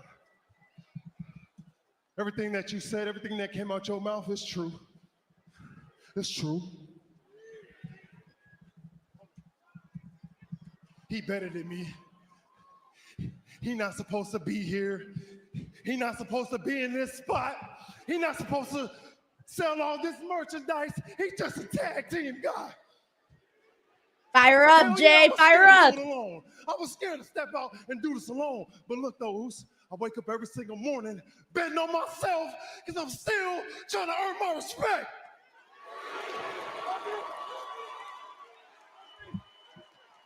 So on Saturday night main event, you gonna respect me, Use, when I beat your ass for the World Heavyweight Championship. Guys, what is happening here? It's not just a nickname, it's where I belong. And if you want Jey Uso to be the World Heavyweight Champion, let this fool know on 3. 1, 2, 3. Yeet. Do we actually think Jey Uso is defeating Gunther at Saturday night's main event? Drop it in the chat here because I'm kind of thinking it could happen. The fact that he mentioned that he's already defeated him twice, buried him for just being a good tag team wrestler. You got a guy, but then at the same time, like, I was expecting Gunther to go to WrestleMania as World Heavyweight Champion. So I don't know. Everyone's saying no, yeets, no, yeets, no way, no, but I expect a good match, says Rally Cap. Bailey says I'm fine with anything. CC Funk wishes. Mike Kowinski says yes. Kratos says yet here. Blake says Jey 100% winning. Joe says I hope so. Jey deserves it.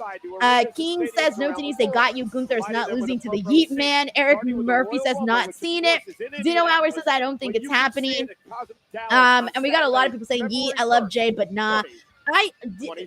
Alvin White Jr., I could see this. He says Drew interfering. Yeah, I feel like, look, there is a case to be made where you could see Jey Uso winning, but at the exact same time, it's like, if Jey Uso could pull it off, Gunther is the special champion, in my opinion. He may not be like over the way Jey Uso is over, but he's so like he's just such an intriguing presence, you know. He's just got this aura, and there's so much that can be done with Gunther that I would hate it to see if his reign was just like ended just like that.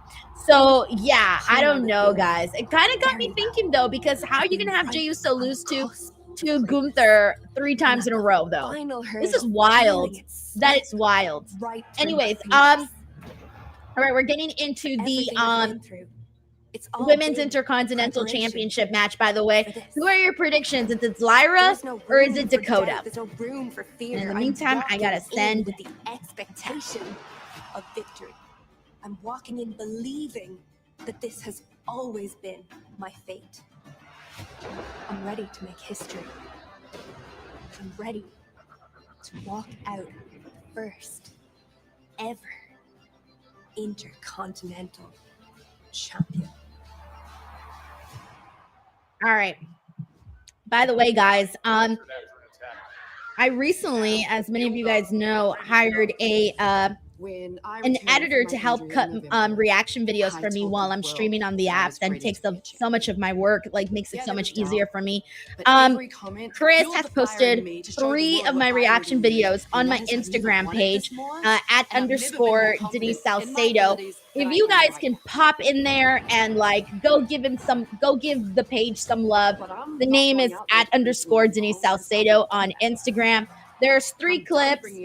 There's one welcoming Penta. That's up there. There's Welcome to Penta Part 2 videos up there too. And the Dirty Dom Gets Cooked clip is up there too.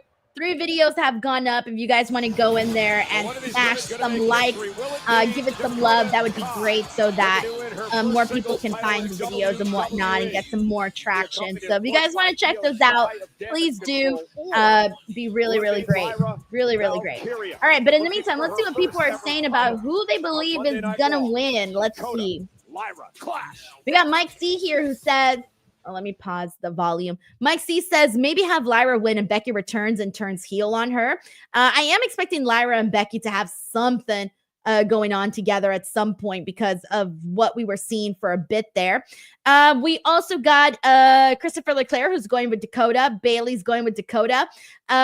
Future King here is going for, probably autocorrect. Let's see. Spen Big says he's going for Dakota. Big G also Dakota. Steve OJ says Lyra wins due to PFC interference. Daniel doesn't care. Is good with either or. We got Cody Santella who says they should have made it the classic Intercontinental Championship design. We got Christopher out here going for Lyra. We got Joe going for Lyra. Hugo Santiago is going for Dakota. Let's see. We got Dan Lutzka also going for Dakota. Blake Jessup has Lyra winning. Tracy says, I'm happy with either. Dakota, I think, should win, though. So I feel like we see more people going for Dakota Kai. Mike C says this Dakota story of her always getting injured might be a red herring, but we'll see. Joe Compton says, come on, Dakota, you got this. Steven says Lyra. Country Bad says hope it's Dakota, but most likely Lyra. We got Kickface, who's also going for Lyra. Anthony's waiting for the Denise WWE gift card giveaway in the future so he can get himself a Penta mask. Let's see what else we got here. We got Rick here who says Dakota wins or re-riot. Brenda Boxer says it's going to be Lyra, right? A Dakota win would actually shock me. That I was thinking it's got to be Lyra, guys, for the reasons that I stated earlier. She didn't win the Queen of the Ring and she was in the finals. And then to make it in the finals again and then not win the big prize. Like, damn. It's like the game. It's like the level she can't pass, you know? We got Ryan here who says I want Lyra to win. Let's see. Martin's also rooting for Lyra, but he says he's biased because he's based in Ireland. Let's see. We got Jeremiah who's going for Lyra. Dominic Carranza says, okay, hear me out. Lyra turns heel because of the win. Becky returns. Lyra beats her, and she goes on a not length but style Gunther run of just taking out people, decimating people. And then King Desi Baby says, Dakota, good to see you, Desi Baby. We got Benoit Richter here who says Dakota while making a heel turn as well. Mike C says, just smack the likes on Instagram. And everyone smack the likes on this video. Please do, guys. Hit that subscribe button if you're here and you're having a good time. We got so many people just kind of all over with different picks. Brandon, Lyra, Johnny, Dakota, Carlton, just rooting for Bailey. Jay says Lyra. Chris says Lyra. And then, wow, that's a lot, guys. We got a mixture of everybody kind of rooting for somebody different. But I'm going to say I see more Dakota support in the chat than I do Lyra.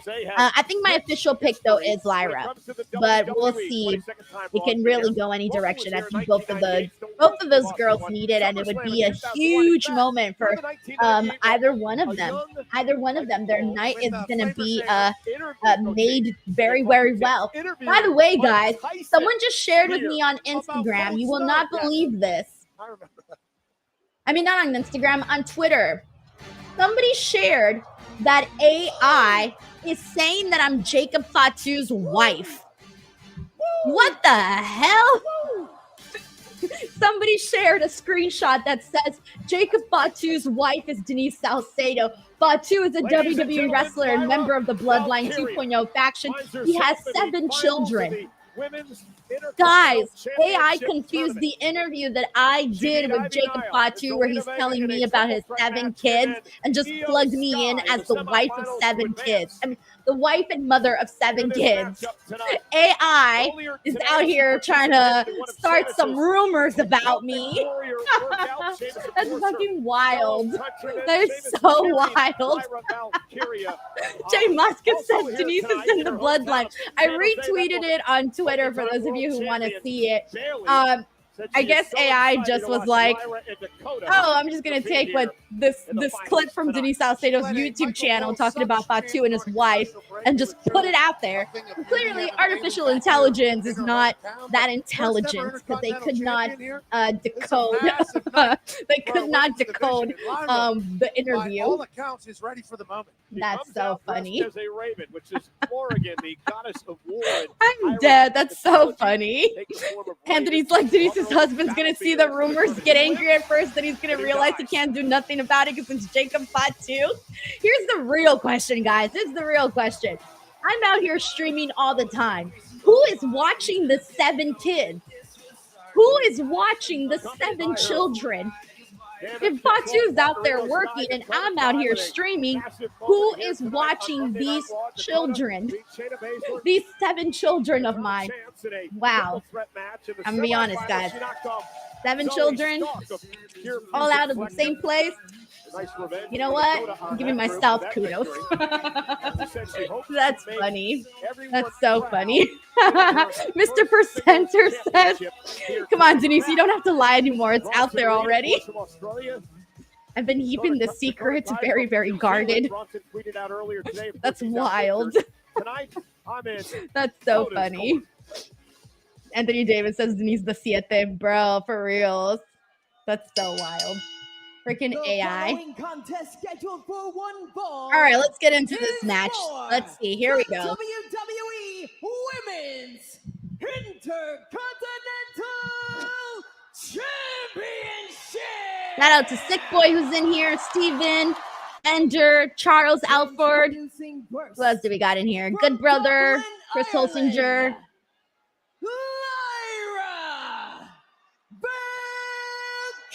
Yeah, Trauma 333, you're right. It's so harmless. But yeah, you're right. AI can literally ruin people's lives, though. But the good thing about, like, well, I feel like I'm really good, and I think a lot of people here are really good for the most part of, like, being able to tell when a picture is AI. But I have seen some, like, people that can't tell when an image is AI. And that is terrifying, guys. Like, terrifying. I feel like it's obvious when there's a picture floating around that's AI. But sometimes I click on comments and I'm like, there's no way people believe that this is a real image. And there are people that are believing AI images are real. And I'm like, what the? How? It's so obvious, but some people can't tell. I don't know how. They're so obvious, but it is scary and can with images and things like that can be Queen scary. of the Ring tournament. Especially once AI grows a little bit Valkyria more. knocked off Dakota Kai Joe in the Compton first says, round. get a piece of that Valkyria won bloodline the money. finals, only to lose to Nia Jax. For real. Valkyria's been a I need champion that before. bloodline paycheck, bro. Get the title That's what back. I need. When the story is told of this Intercontinental title, who will be the first woman to represent it? We find out here tonight. First ever Intercontinental champion, 1999. The late great Hall of Famer Pat Patterson. All right, here we go. Let's see Dakota and Lyra. Off to a nice, smooth start here. Dakota Kai, a former two-time women's tag team champ, two-time NXT tag champ as well. Lyra Valkyria once held the NXT Women's Championship. I love the blue, by the way, that Lyra has today. Kidney first into the apron. Blue gear that she has is very nice. Valkyria now. I don't know if she's worn it before, but looks Dakota nice. intercepting Valkyria, dragging her out of the ring, and now planting her on the apron face first. On the feel-out process here early for the championship fight. Lyra catches the kick. And now it's Dakota face first onto the apron. Lyra Valkyria said, there's no second place in what we do. Yeah, Poro says you are taking care of the 7 kids and he's out there screaming, I love you, Solo. Hey, I'm the one at home taking care of the 7 kids. I deserve some respect. All right, guys, we're on a commercial break. And we can finally get into some games. Let's go, everyone. Finally. Let me do some games for everybody so we won't be bored during the commercials. So today's game that I have is Guess the Wrestler. And I'm going to give you guys 2 clues. And with those 2 clues, I would hope you would be able to guess the wrestler. So let's start off with the first one. And sorry, I got to paste it onto this banner. Here we go. Those are your clues right there on the bottom of the screen. This person has won the Royal Rumble 1 time. This person became a U.S. citizen in 2024. Who is this person? And sorry, I didn't come up with fancy graphics this time. I ran out of time, but the game was still made. Like, the game is still there, though. And I'm going to shout out the first people that I see with the answer, by the way. And the first person that I see here with the answer is Desi Baby. The answer we're looking for is Becky Lynch. I also see here Lay Royalty with the answer. And who else? They were the first few people with the answer. Good job, man. All right. Let's keep it going. So the first answer was Becky Lynch. And let's do the second one. Hold on a second. All right, here is the next one. Before making their WWE debut, they appeared as one of the security guards to Stephanie McMahon at the 2024 Money in the Bank. Oh, I'm sorry. That's the wrong year, guys. Oh, that's the wrong year. Hold on. 2014, guys. That's supposed to be 2014, not 2024. Hold on. Let me edit that.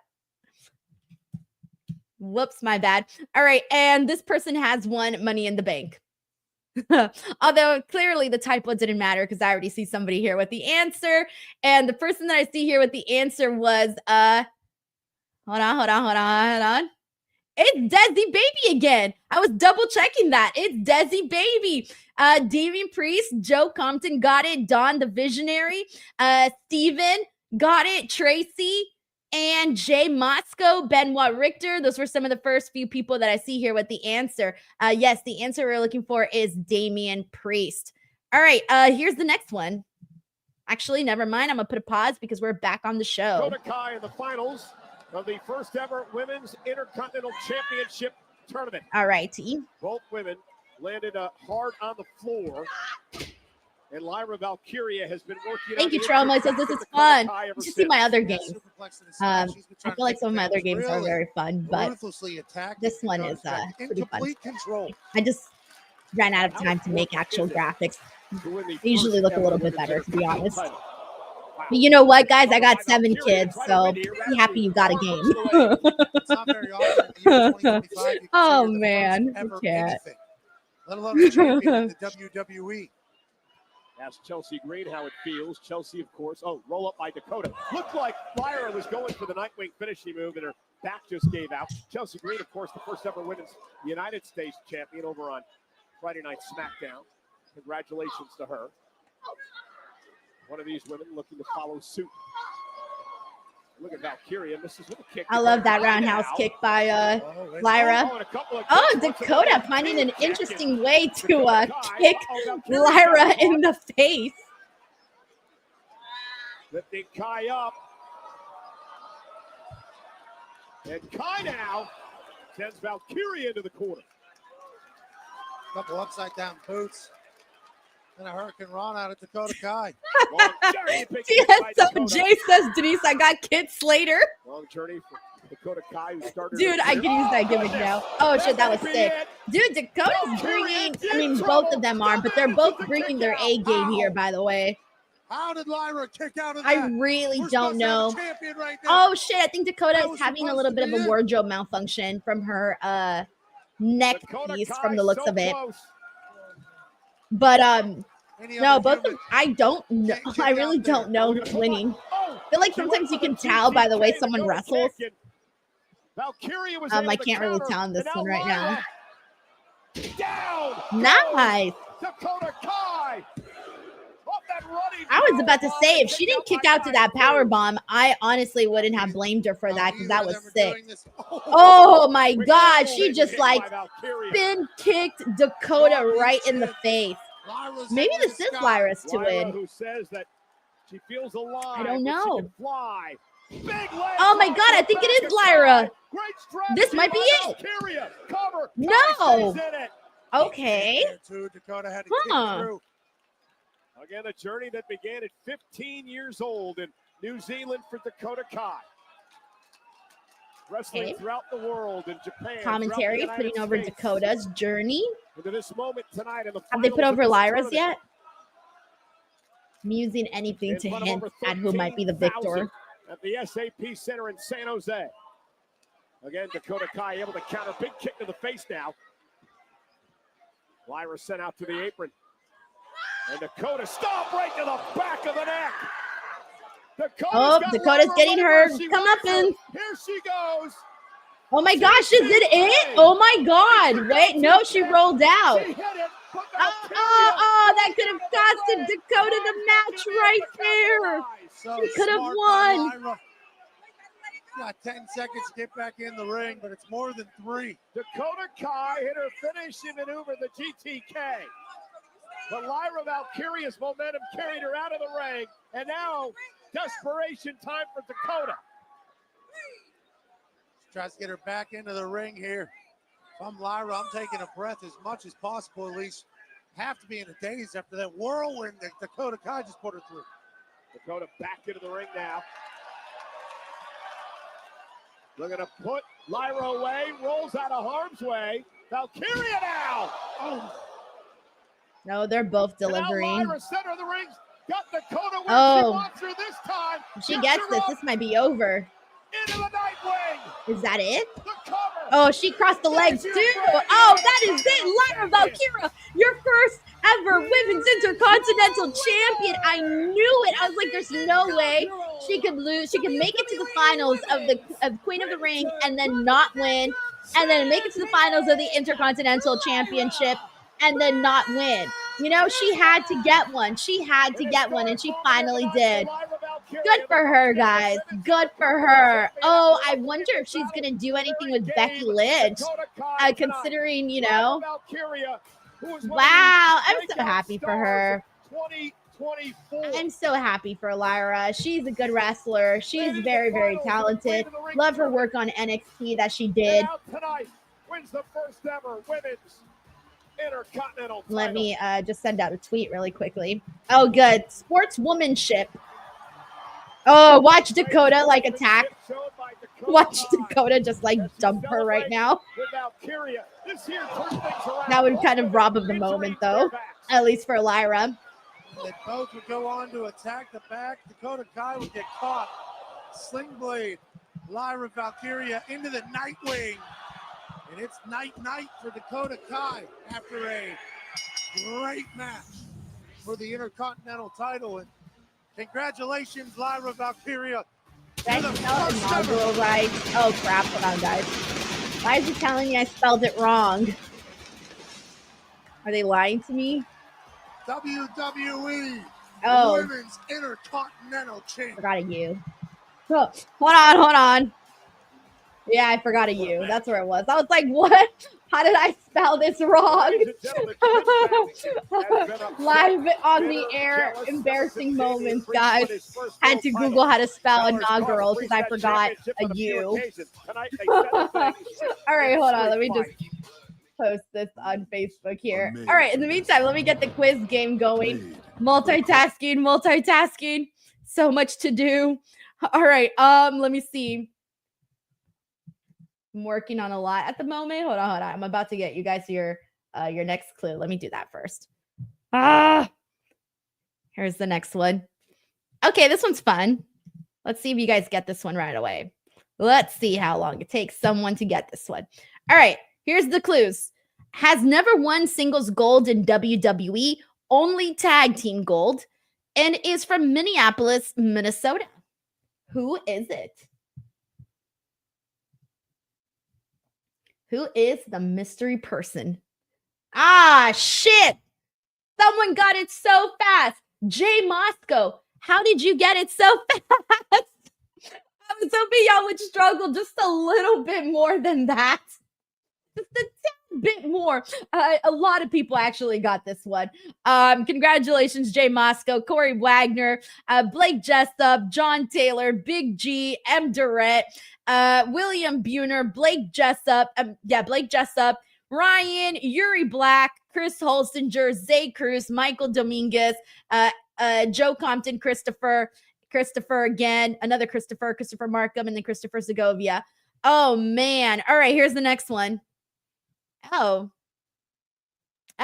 okay. This one's appropriate. All right. Here's the next one. When this person made their pro wrestling debut in the Indies, they wrestled under the ring name Evie, was a former WWE Women's Tag Team Champion. Who is this person?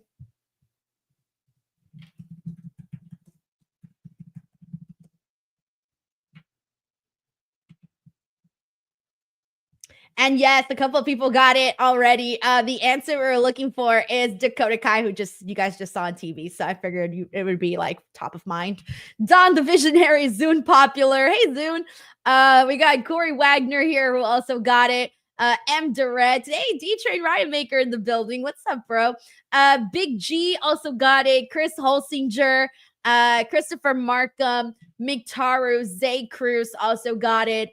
Tracy WV88, Daniel Mullenix. Let's see who else. We got Andrew Panagiotis who got it. And let's go ahead and move on to the next one. I'm only reading the first few, guys, just so I can get it moving so you guys won't be bored. All right, here's the next one. Hopefully one of these is hard. All right.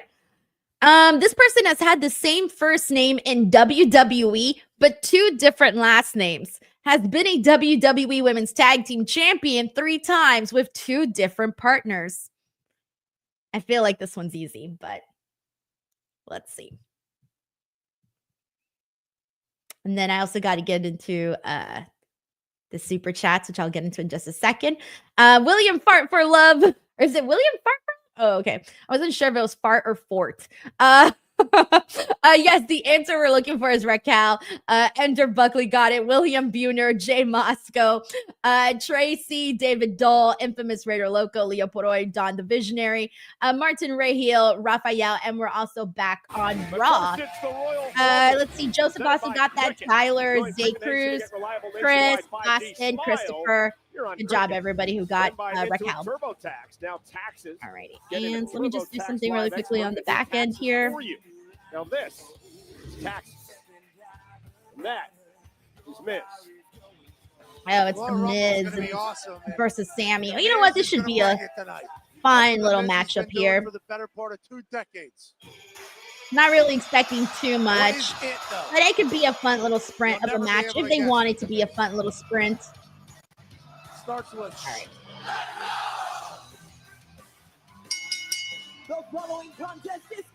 Also, I want to thank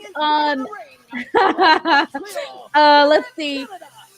I want to thank Sven Big here, who also sent in a super chat saying, thanks for the watch along. Glad you're doing good. You're truly the best, and you should be told you're the best every day. Shout out to John Taylor. Sven, thank you so much for your kindness. Each and every single week, you've been tremendous with so much support, and I thank you for that. We got Corey MacArthur, who says, word on the street is your Denise Fatu now, so we're known now as the DFWO, Denise Fatu World Order. You know, I did say I like meat. Remember when I said I like the meat? When the meat is good, the meat is good. It all makes sense now. It all makes sense now. John Taylor here says, wait, Mr. Denise was Jacob Fatu this whole time. Teach this guy to just walk into any situation. Dad, this is wild. This is so wild. I can't even with AI. They're giving me material, bro. Thank you, John. We got Sick Boy in the house that says just a quick hello and props on the bangs and smoky eyes look. Thank you. Thanks as always for the watch along, killing it as usual. Thank you for hopping in, man, and for the super chat. Thank you for noting the smoky eye look. I like to do the smoky eye look, so I have a good time with it. But yeah, I gotta do eyeliner every single day, guys. If I don't do eyeliner, people always are like, is Denise tired? No, I'm just not wearing eyeliner. Thank you, Sick Boy. All right, we're now to Sammy. Could you imagine if The Miz was accepted to Roman Reigns' bloodline? Who? If The Miz was. Well, The Miz would follow. He follows everyone else. Exactly. Sami Zayn now. Lead of the midsection by Miz. I think The Miz is jealous of Sammy because Sammy is accepted by people, appreciated by people. So you don't think Karrion Kross appreciates The Miz?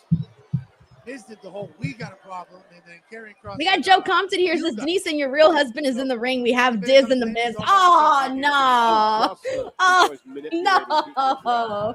Joe Compton, by the way, was the one who birthed the Diz. What he needs him for? Personal game. The Diz. Wow. And since I'm not like the biggest Miz fan, Sami Zayn again. that was a diss. Joe, thank you for the super chat, man. Victaro says the AI is killing us these days, bro. For real. They're out here spreading rumors, trying to cause problems. On the bright side now, I now have a funny joke to run with. I now have a funny joke to run with. I'm going to post it on Facebook too because I think it's hilarious. I'll post it in a second. Victaro, thank you so much, man. Good brother says, yo, has the vibe just slowed down or what? That's because no one cares about this match, to be honest. Like, it's just kind of like there. I mean, like I said, it could be fun, but it's not like, yeah, it just reminds them, you know, it's really rocking anyone's world. It could be wrong here. Not a very affable character, this Awesome Miz. Whole place was booing him out of the building, and he just continued to relish it, though. That's what makes the Miz special.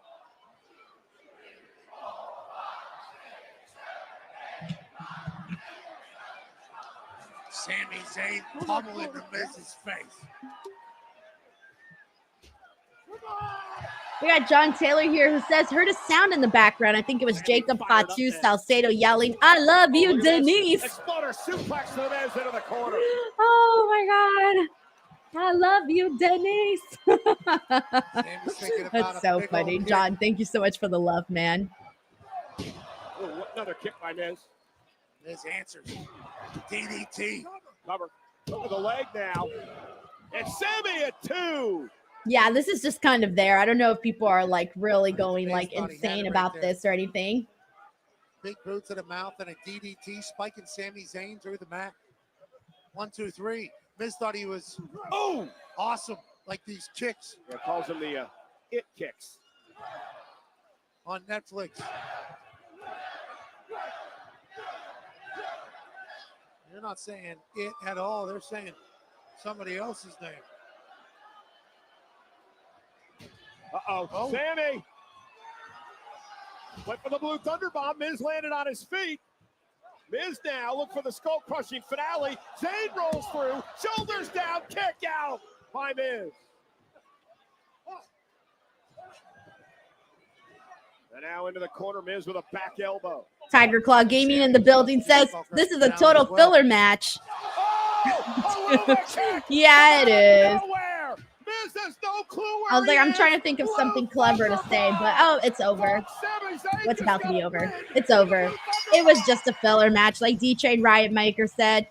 Just a filler ad. match. Oh, I don't know what I'm saying anymore, guys. I've been trying to think of a caption for the last minute, so you know what? I'm just gonna post with no caption. That's what I'm doing. All right. Sets up the Blue Thunderball.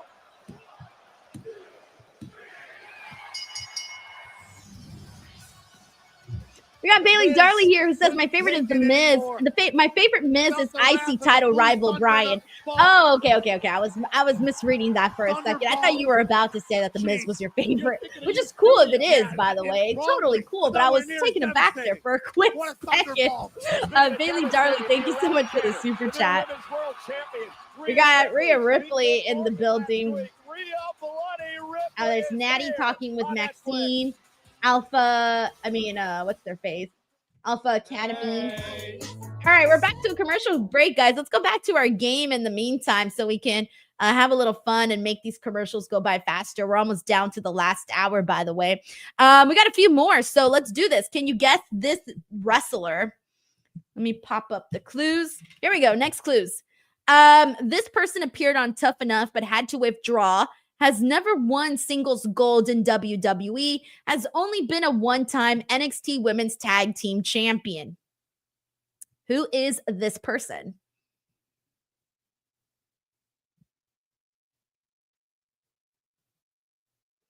Carlton pointing out that we are getting a Logan Paul ad. No, I'm getting something different.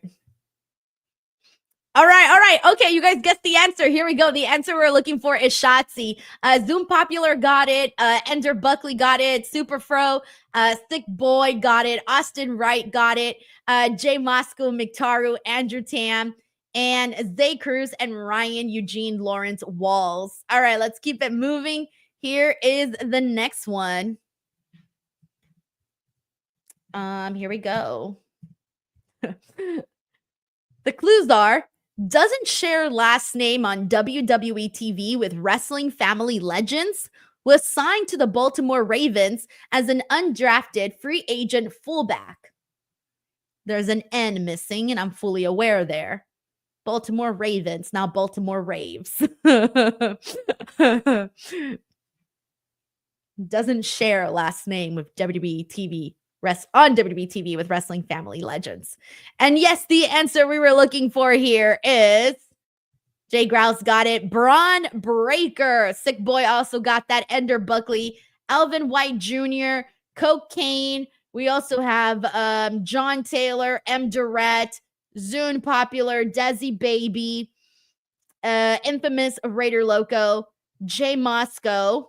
Johnny T. Sarah. Keegan Rubio, Ryan, Superfro, Tracy, Joe, Christopher, Zay Cruz, and Austin Wright, Big G, Robert, Raleigh, Andrew, William, and more. All right, let me keep it moving. And actually, I will continue the game after the next commercial break. California sold out. We still got I got 3 more for everybody. 3 more. I mentioned this earlier.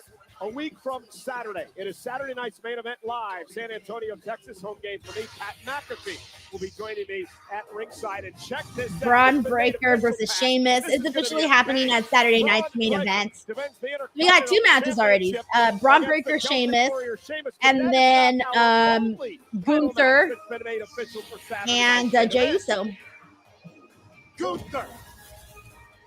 Trauma says, I've been trying to cheat using AI for these answers, and AI keeps giving me false answers. That's because AI can't try to think like me, who came up with these questions. So funny. I feel like AI works in a lot of really great ways and then doesn't work in a lot of so many other ways.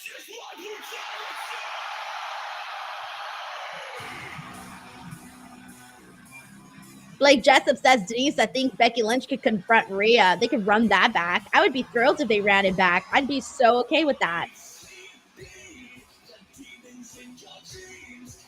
I love Rhea. She's so great. Ladies and gentlemen, please welcome the new Women's World Champion. By the way, up on Instagram, guys, there are 3 new clips that have been added. So there's a total of 6 new clips. If any of you guys want to go to the page and smack the like buttons on any of these, that would be awesome. We got Chris, who is cutting clips for me on my behalf. Shout out to Chris. And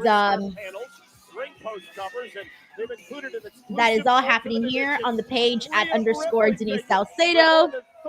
You guys didn't see that? Whatever. At _ Denise Salcedo. Please go give some love if you guys can.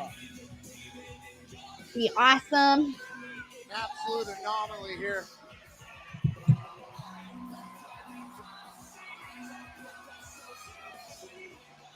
Dr. J. Merritt says AI can't do math. It's hilariously wrong. Are you serious? I don't think I've like Googled a math question for AI. I just use the calculator. That's all I do. Ricardo Chavez says Rhea is a megastar and I love it. Same. I love seeing her star power just continue to grow, especially because she's a very, very sweet person. So it's nice to see good things happen to good people. Like, she is not a diva at all. She's a very, very down-to-earth person. WWE Universe has congratulated Mommy. We got Nathan Smitty here in the house. What's up, Nathan Smitty? Giving some love to Mommy. Let's see what Rhea has to say now that she got her baby back with her championship. Big G says, Mommy is always on top. Mommy is back on top. There you go. Oh, she's hyped. Yes. And I know She did a different look too for her hair. Record to some of you guys, but I just wanted to remind the ones that might have forgot that I am Rhea Bloody Ripley. And I am one of the most dominant women here. Hello, girl. How cute. WWE. And now I'm once again your Women's World Champion.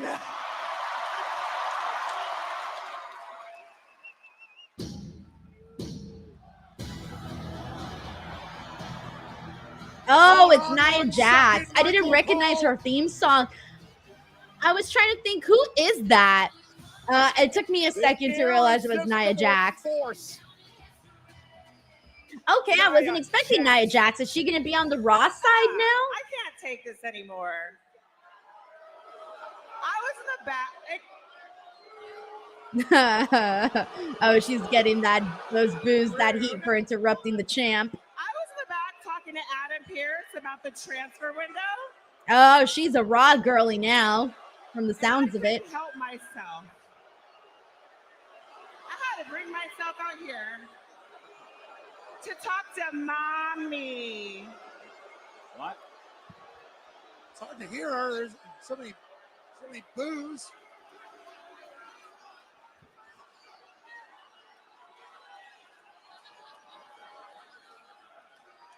And I just came out here to let you and everybody else Damn, know she's getting some massive boos.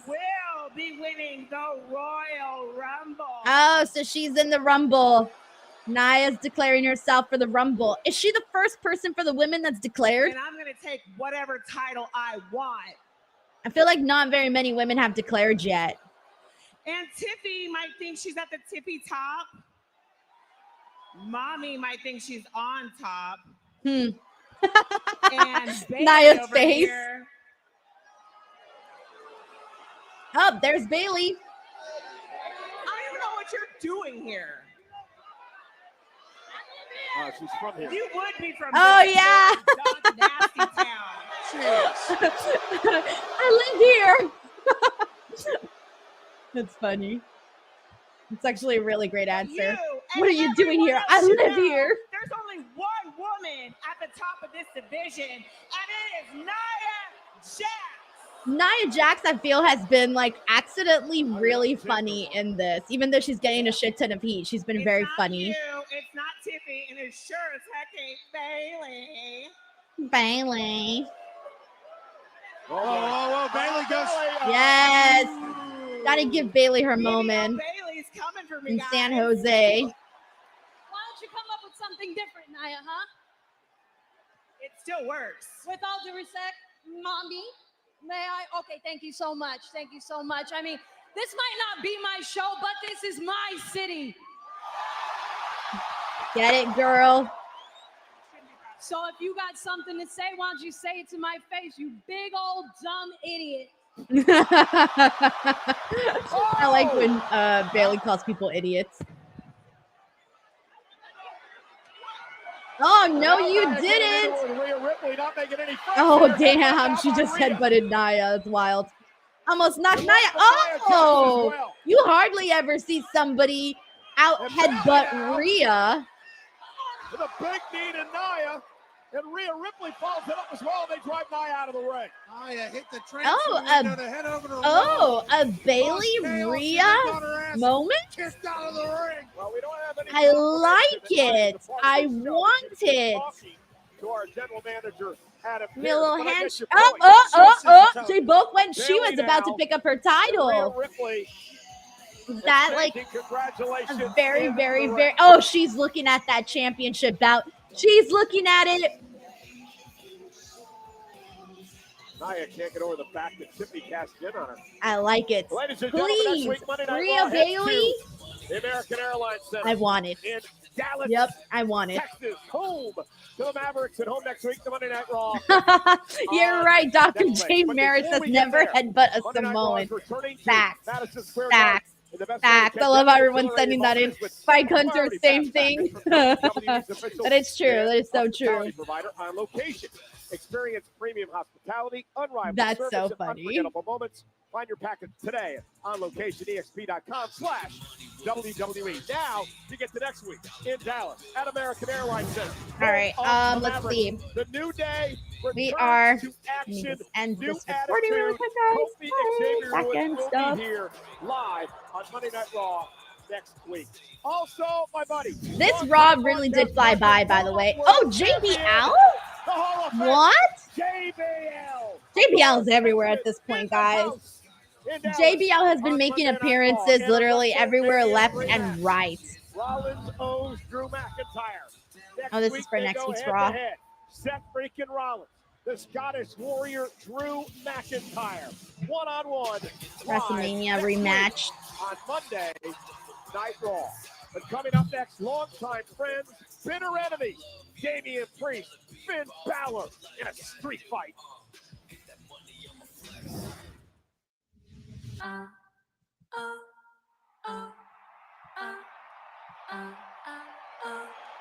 Priest with a stomp the heaven to Gunther. What the hell? What are you doing, Finn? SummerSlam will be for Alrighty, let's continue the games, everyone. In the meantime, while they're kind of just playing recaps here. So let's do this in the meantime. Wait, never mind. This is not a recap. You brought this all upon This yourself. is a promo. You see, I didn't betray you.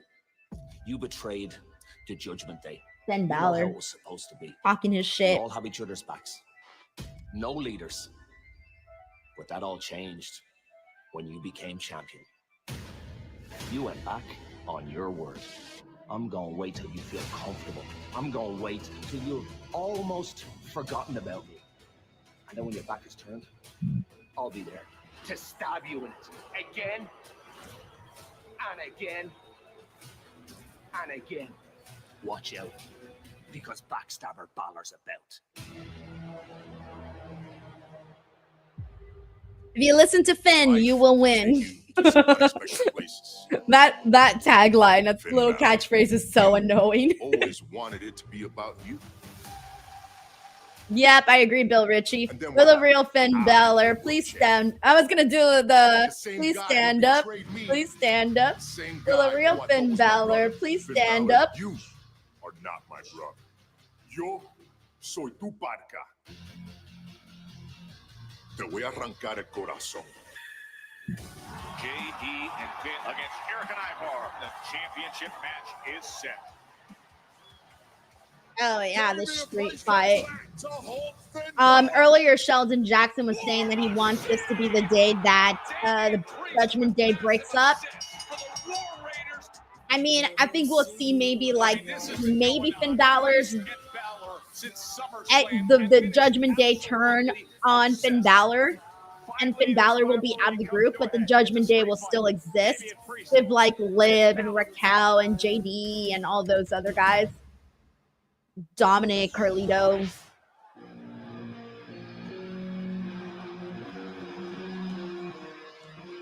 All right, here we go. It's time for the street fight.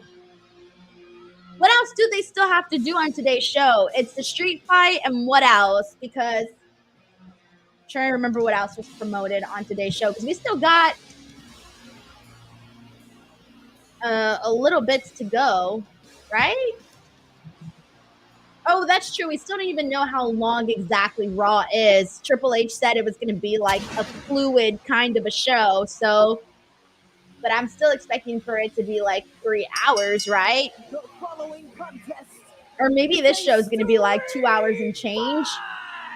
Because so far, everything that they have promoted has already happened. Yeah, everyone's saying this is the main event. Thank you, Desi and D-Train.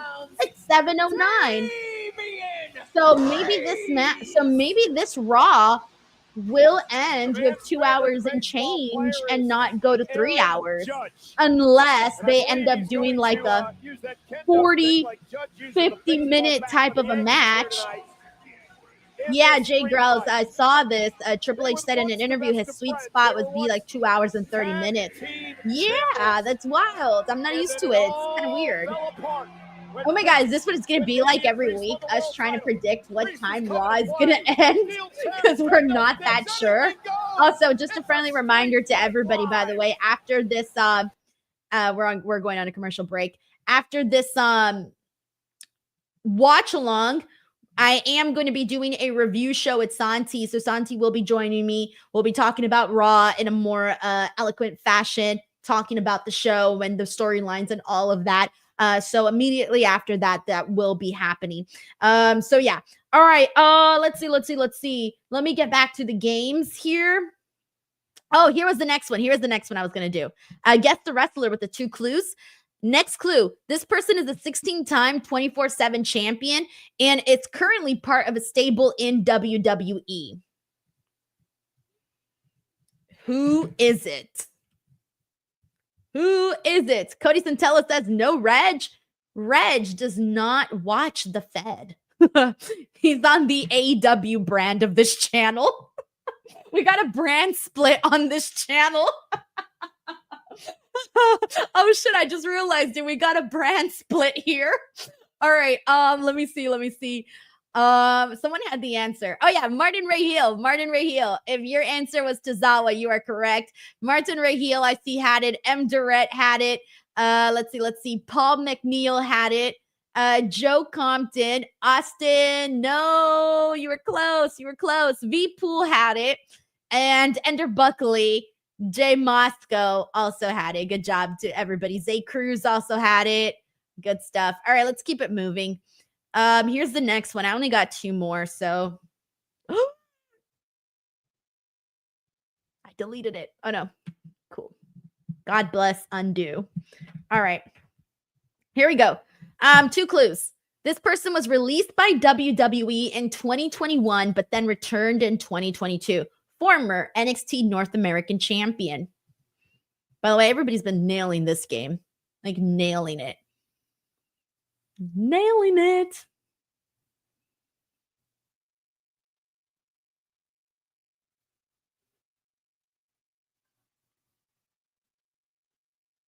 And we got people who got the answer, by the way. The first person that I see with the answer we're looking for is Bronson Reed. Ender Buckley got that. Leo Poroy also got that.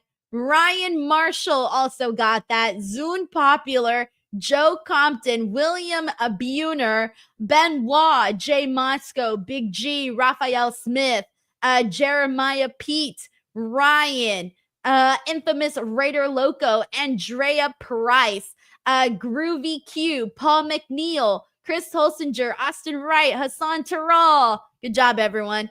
And I believe I have time for one more. Let me see. If not, then I will get to it afterwards. Oh, no, I don't have time. We got 6 seconds left. All right, I'll save that one for the next. I'll save the last one for the next commercial break because we are back here on Raw. That's one of the things I love about this being on Netflix, by the way, is that they have a timer up on the top right that tells you how much longer you have for the commercials. Makes it a little easier than me trying to guess if one more commercial is incoming or not. Also, in the meantime, I'm not sure how many of you here are new. But if you're new here to the channel and you haven't subscribed yet and you're having a decent amount of time, or if you're having an okay time, I'll take anything. Click that subscribe button. I'm trying to get to 200,000 subscribers by the end of this month. It's incredibly hard. I still need 4,400 to go. Kind of a lot if you do the math. There's only 19 days in the year, so I still need about 232 new subscribers per day, which sounds like a small number, but it's not that small. So if you haven't subscribed, please subscribe. All right, and here we go. It's time for the street fight. Thank you, Spike. Thank you, Double S. All right, and Finn's going in right at Damian Priest. We're getting to it. Sneak attack from the back, hits him with the stick, and then rubs it in his face. Yeah, Balor, a bitter and jealous man. Ever since Damian Priest won the world title, cashing in the Money in the Bank briefcase at WrestleMania, Finn Balor could not get over the fact that Damian was the world champ and Balor wasn't. Balor has not been able to return to the top of the mountain since becoming the first ever Universal Champion many years ago. And Priest now unloading. Damian Priest, as we know, tends to be very fun in these kinds of matches, by the way. Let's not forget the work that he did with Bad Bunny, although I don't have to tell you guys that because that was a popular match for the year. A lot of people love that match with him and Bad Bunny. Bad Bunny in the news today, saying he wants to return to WWE, wants to risk his life more to scare his mother. Bless her heart. But yeah, maybe we can expect some future Bad Bunny appearances. Thank you so much, Kieran. He's been subbed for a long time. This is his favorite wrestling channel. Thank you so much. Sarah says, and like the video, put Denise in the algorithm. Please do, guys. That YouTube algorithm. You got to sacrifice to the algorithm gods to bless you and your channel. Asking him if he wants to Thank you so much, by the way, to Taurus Way, who sent in a super chat. Taurus, thank you so much for this, man. Hope you're having a good time. We got Infamous Raider Loco who says, don't sell yourself short. We have an awesome time. Thank you so much, Infamous Raider Loco. Thank you. He just watches like the rest of us. And out. John Harris says Bad Bunny versus Logan Paul. So when I did a predictions video with Sean, my prediction for this year was that we would actually see Bad Bunny versus John Cena. So if that happens, I'm gonna be effing thrilled. That was one of my crazy predictions. Taurus Way says this is your mom's favorite channel. I'm for the moms too, guys. Let's go. 7 kids over here. Got some good wood out here, and we got a good fight on Monday Night Raw. Balor and Priest battling in the arena here in San Jose. Trash can to the dome. I kind of hope they fight in the concession stands. That's my favorite thing. Anytime people fight in concession stands, I mark. You want to get a pop out of me? Go throw each other's. Go to the concession stand, smash an icy on someone's forehead, throw some popcorn, squirt some ketchup. Oh damn! I love how Damian Priest hit with Finn Balor with the trash can like so much harder than Finn hit him with the trash bin. Mike C says you gotta like those videos. The 7 kids, 7 kids need that payday. Gotta feed 7 kids, guys. These men have met 6 times. Yeah, exactly. Spend big, condiments flying everywhere. This is the rubber match tonight in a street fight as Priest is sent into the audience on the other side. And now chair in hand by Thank you, Balor to Taylor. Priest. Says, I'm going to be honest, I enjoy this watch along more than Raw. Thankfully, Raw is picking up, you know? Now that we're on the Netflix era. Very nice. Oh my gosh, did my thing die? Oh my god. I think I... Oh. Sorry, I thought my mouse died. I'm going to charge my mouse for like 2 minutes. No, I'm not going to touch anything for 2 minutes. Now way up top here, dangerous situation, high above the... Oh, we're about to get something crazy here. Oh, look, you can see the drones flying. Look at the drones. It looks like a giant bug in the sky, you know? Where the hell are they going? Priest now steps over the barricade. Yeah, the drones just add so much more to the quality of the show. Priest. And Balor with a right. Priest still hanging on. Delivers a right of his Oh, own. he's about to go. Damien Priest. No, is it Finn? Both of them are about to go through those tables. And they're pretty high up, too, honestly. Looks like it. Oh, no. I wonder what shot they're going to show us. The drone shot or the regular shot. Oh, my goodness. All that equipment. Got a holy shit chance. It looked really smooth, to be honest. Like, the execution of that was smooth. These two will kill each other if they get the chance. Are you kidding me?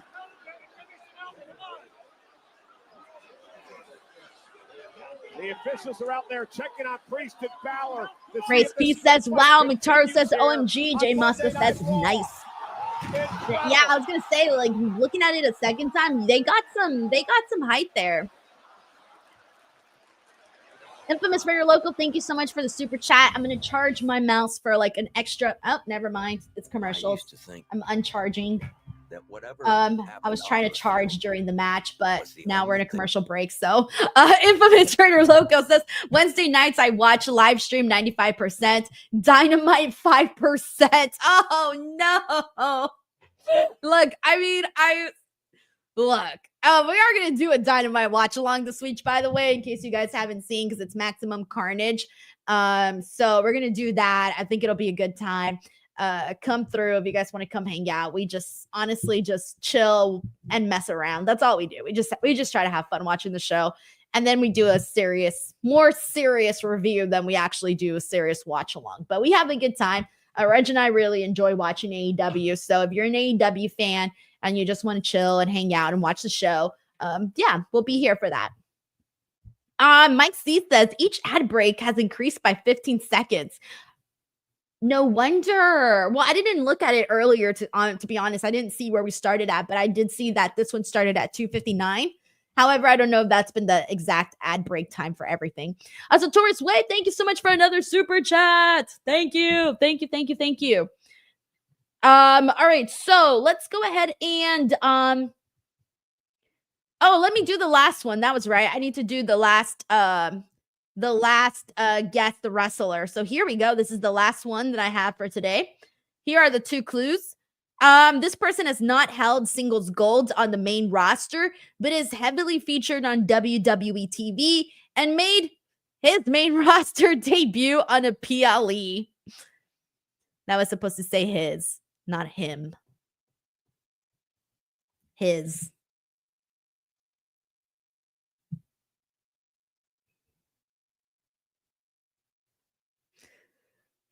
Six Maxwell says 3 hours is too long for Raw. I'm shutting it off. I'll watch the replay tomorrow. Work in the morning. Hey, you got to get your work in. Do what you got to do first and foremost. But yeah, it seems like right now, so far, the show run time has been 2 hours and 22 minutes. So it might be a shorter Raw than many of us might have anticipated today. And by the way, the answer we're looking for is Solo Sikoa. Jay Mosco had that. D-Train Riot Maker, Jay Grels, Andrea Price, Joe Compton, Andrew Tam, Zay Cruz, Johnny T, Christopher Markham, Groovy Q, Chris Holsinger, Jeremiah Pete, Tracy. Who else had that? Raphael Smith had that. Hassan Terrell had that. Austin Wright had that. Ryan, Christopher, and Jeremiah Pete. Let's see. My AI husband loves him. My cousin Solo. That's funny. All right, we're back on the show. EMTs, you see General Manager Adam Pearce there as well. This street fight. Balor being wheeled out of the arena. Oh, they're stretching out Finn. An arrow from the stands, tech area. Resulted in Damn, that angle's even better for the shot.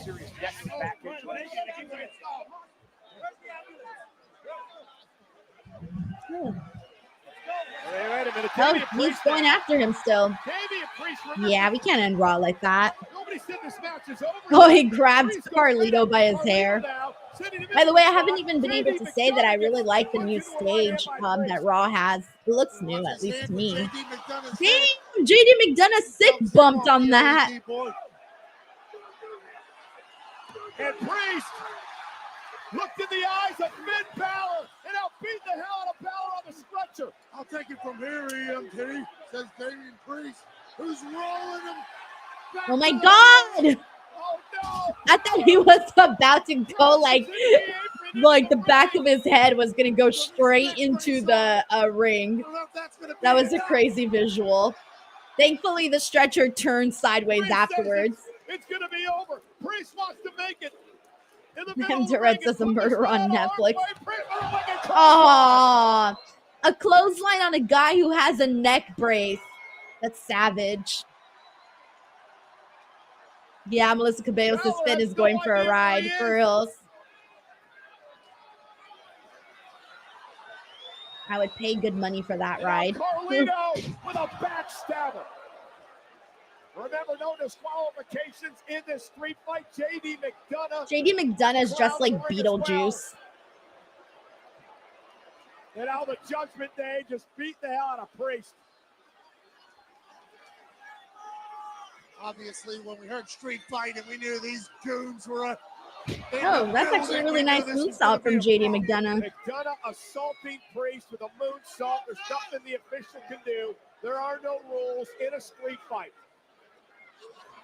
And now what? Carlito and McDonough. And Balor gonna rip that neck brace off. Balor gonna climb up to the top rope and look to put this one away with a coup de grace to Priest. McDonough places Balor in the cover. Wait, is Finn getting the W?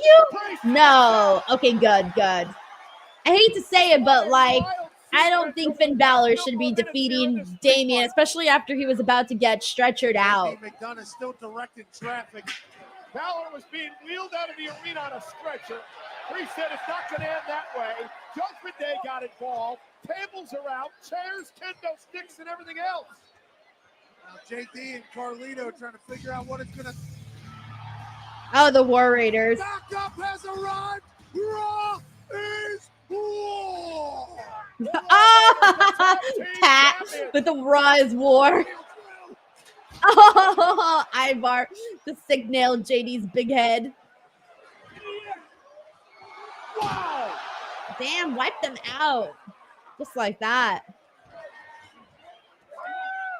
JD McDonough's been taking all the bumps today in this whole melee. The War Raiders battling out of the arena here with Carlito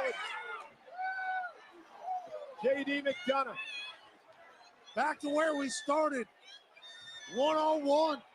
Street fight. Damian Priest, Finn Balor. Sling blade by Balor. He's got a chair. Yeah, I'm starting to think that this breakup with Judgment Day is not happening tonight. Especially considering how much they actually helped him. Balor with a chair to the spine. And then another. Yeah, Johnny T says the feud that never ends. Never ends. Mike C says Dom's got to come out and cost Finn. Well, Carlito and JD are on his side. I don't know about Dom.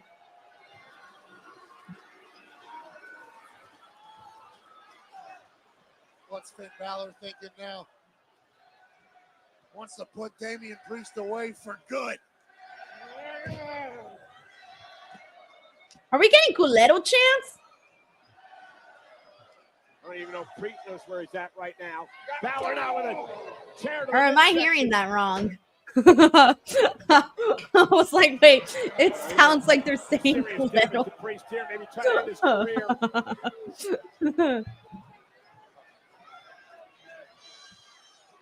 Yeah, everyone's saying it does sound like it. Okay, good. I wasn't sure.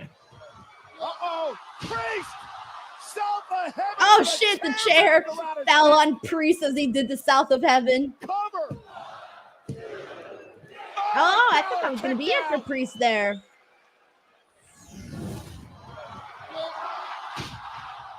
We thought it was over for Priest. Instead, he hits a South of Heaven on Finn Balor. That's the only way to describe it. De the pickle, it means a-hole. Yeah, but in Spanish. And Priest stares back at the table. There's actually 2 tables set up here at ringside. Priest now looking for the razor's edge. Finn Balor with a swing blade right in front of us.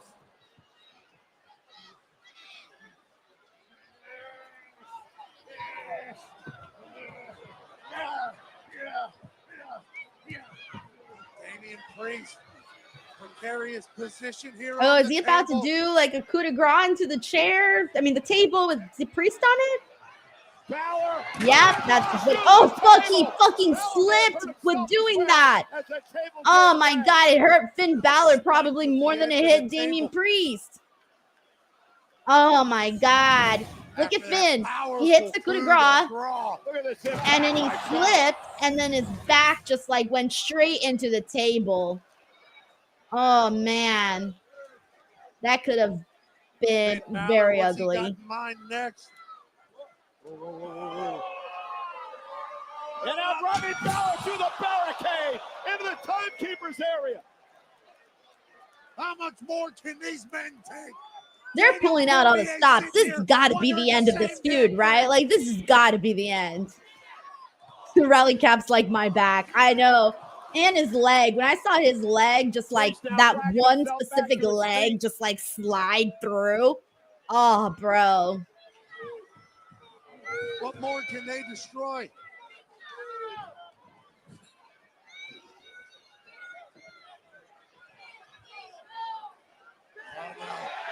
There's one more table still standing. One more table.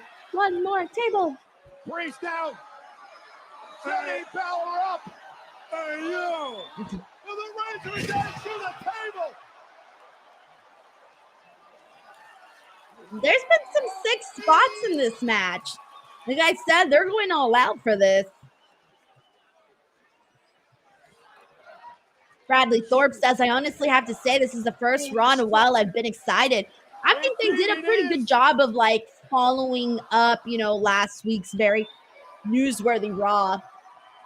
Priest now. I am not my brother's keeper.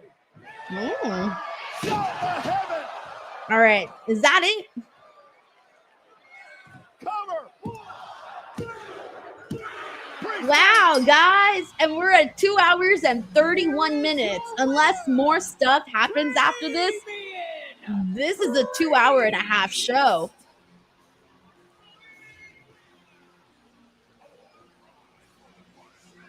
Damian Priest. We got Joe Compton here who says, great match. God, I want SmackDown to be like this too, guys. I want SmackDown to be a fluid show too, where it's not like 3 freaking hours. Barricade got busted in tables. Reminder, guys, that after this, I still have the review show that I'm going to be doing with Santi. So if you guys want to stay here, hang out, and chat about Raw, Santi and I will be doing that within a few minutes. Usually takes like a few minutes to get here. And then we just go right into the show. Usually a really good time for those of you who might want to stick around and hang out for that. All rise.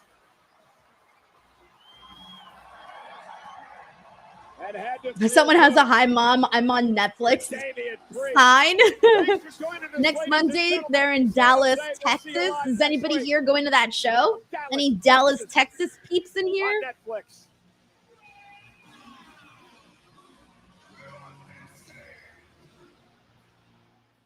All right, so that was the end of Raw.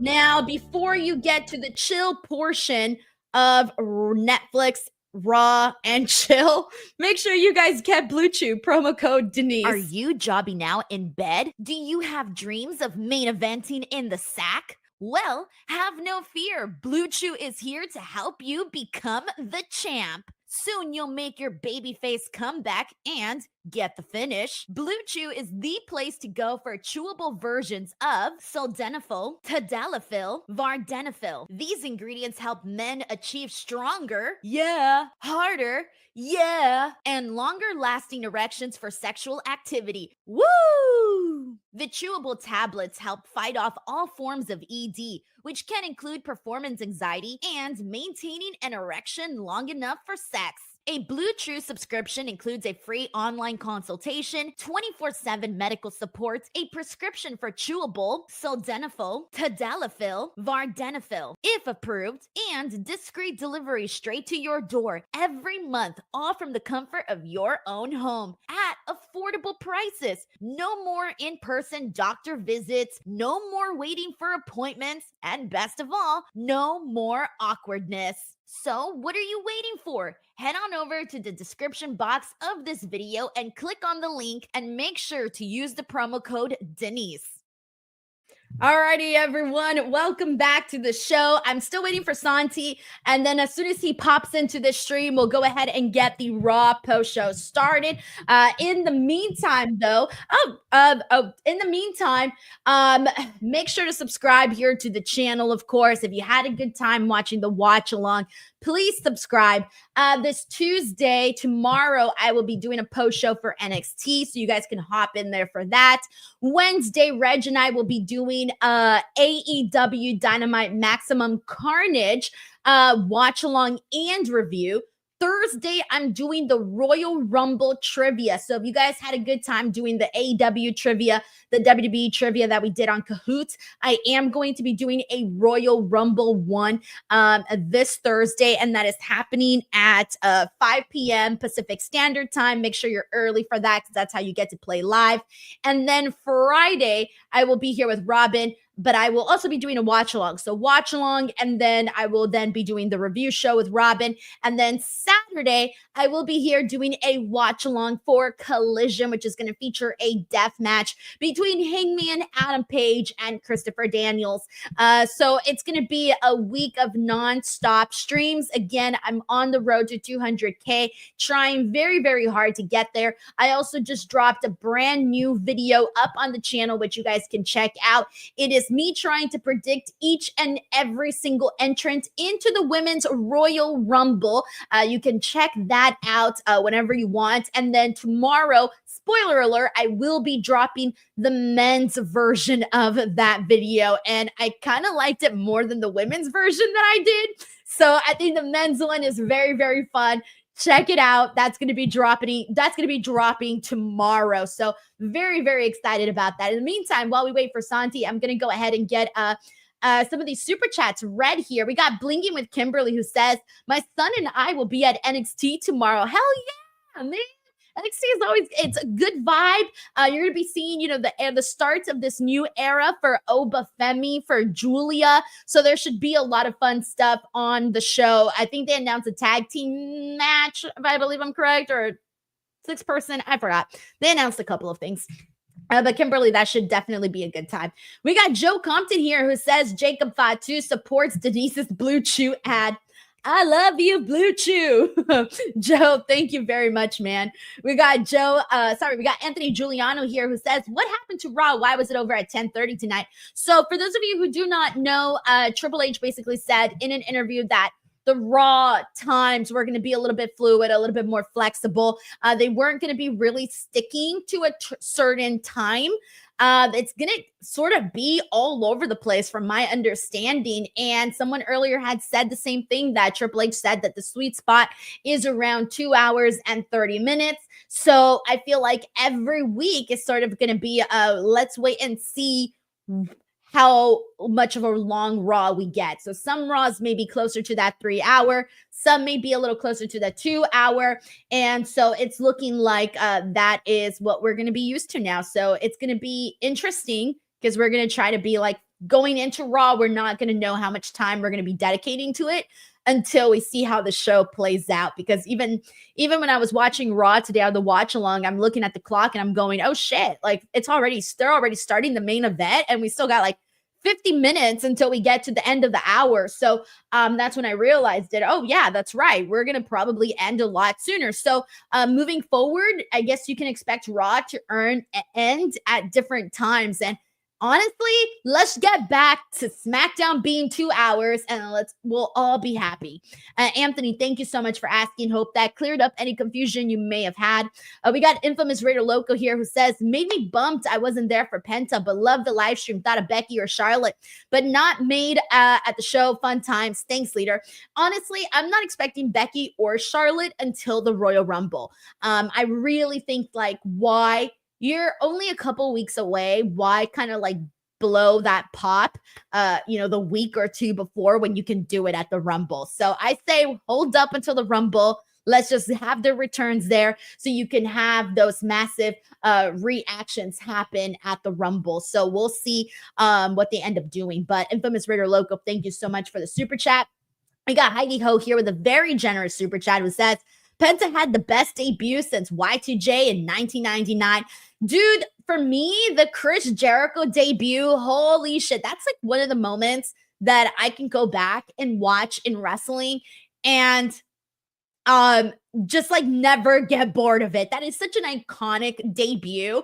One time most of you guys know that I went to school for broadcast journalism at Cal State Fullerton, and one of the classes that I took was public speaking, which I think a lot of people have to take public speaking. I don't think that was just specific to me, but public speaking, is a class that a lot of people take, and it was one that I decided to take. And they give you all of these random assignments, right?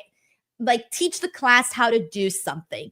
And one of the assignments that they gave us was we had to reenact like a monologue of some sort. It could be anything. So I remember that I studied and I studied and I practiced and I practiced and I memorized the entire Chris Jericho Rock debut. I can't do it anymore, guys. That was several years ago. And plus I was studying and practicing and memorizing it.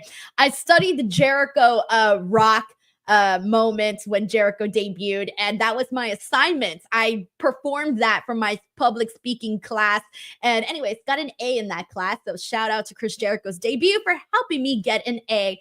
If anybody is ever in a situation where they have to do a public speaking course, I suggest you choose some pro wrestling material because it might be easier for everybody and all parties involved. Heidi Hope, thank you so much for the super chat, man. We got Yatik Sahu here who says, hey Denise, the good bang day continued. I see. I hope you're safe. Thanks for the content and thanks to all the first responders. We acknowledge you. Yeah, I think I finally figured out how to get it. I still can't get this like part to like cover up.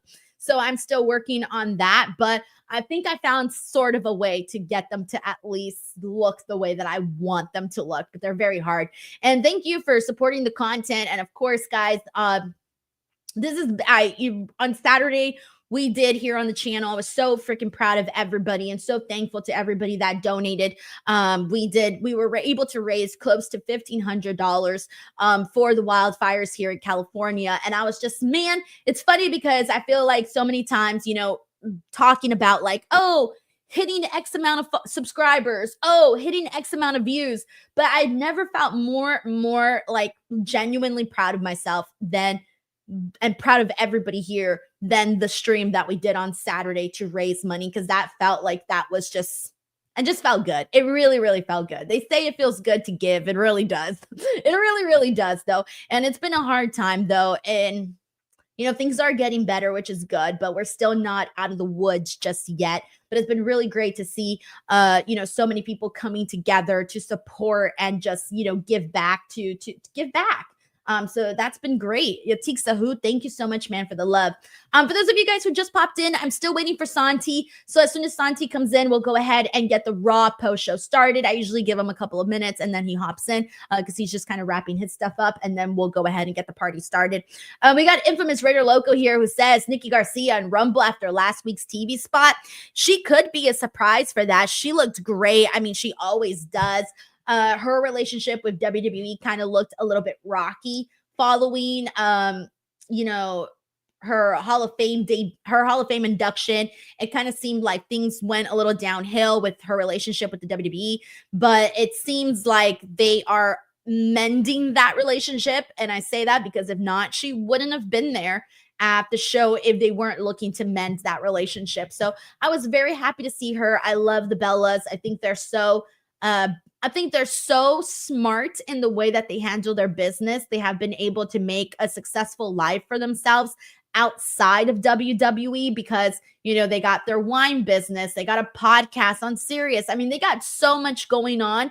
You got to really applaud them for the work that they have done outside of, you know, they stayed relevant. So many people, they only stay relevant in the wrestling world when they leave, and they have managed and found ways to stay relevant in not just a wrestling capacity. So I definitely commend them for doing that. And I look to them as great examples. And I think a lot of people should, in terms of how they handle their business and how they make money and promote themselves and all of that.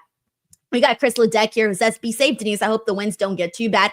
Yeah, they said from last night all the way through Wednesday, we're still sort of anticipating these wins. So hopefully they issued like a win danger warning. So hopefully as long as no more new fires erupt, we can get things under control. And hopefully these wins don't continue to be as crazy as they were. They have slowed down. So hopefully they still keep slowed down because there's already been too much loss out here in SoCal.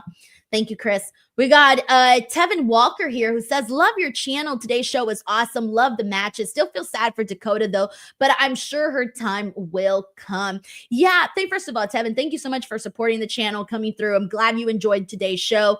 I thought they did a really good job of following up to the stream. Oh, guys, Santi's here, and we'll get into Dakota and all of that in just a second. Santi, what up? Are you there? Can you hear me? It's me. I was like, this is our routine every week, by the way. All right. Denise, don't move because now I'm also setting you because I've got my studio properly set up now. Now I actually have the overlay. Love it. Love it. All right. While you set that up, I'm going to go ahead and just let Tevin know that I'm so thankful for their super chat. Thank you for your support and supporting the channel. And we're going to actually get right into Dakota and Lyra and all of that stuff in just a second. But like I said, good things happen. Look at Lyra. She was on the losing end, and now look at her have her moments. So if you are a Dakota fan, you know, her moment might definitely be coming not too far from now. So thank you so much to Tevin Walker for that super chat. And guys, we'll be getting our post show started in just a second here. And we got so much to get into. So this is going to be a fun one for sure. Can't wait. Woo. Yay. I feel like I need like a chant or something. Chant. I don't know what the chant should be.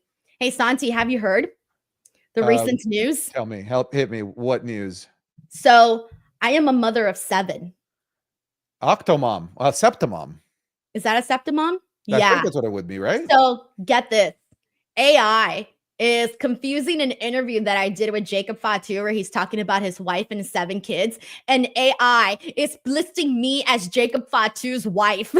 Congratulations, Denise. So I was like dying. Someone sent me the screenshot of that right now. And I'm like, this is just hilarious. Thank you very much, AI. You're giving me a brand new gimmick.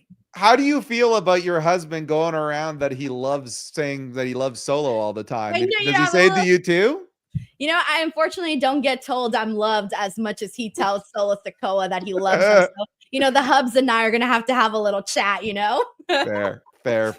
I'm good to start whenever you are, Denise. Here we go. Ready, guys? Let's do our traditional countdown. 3, 2, 1.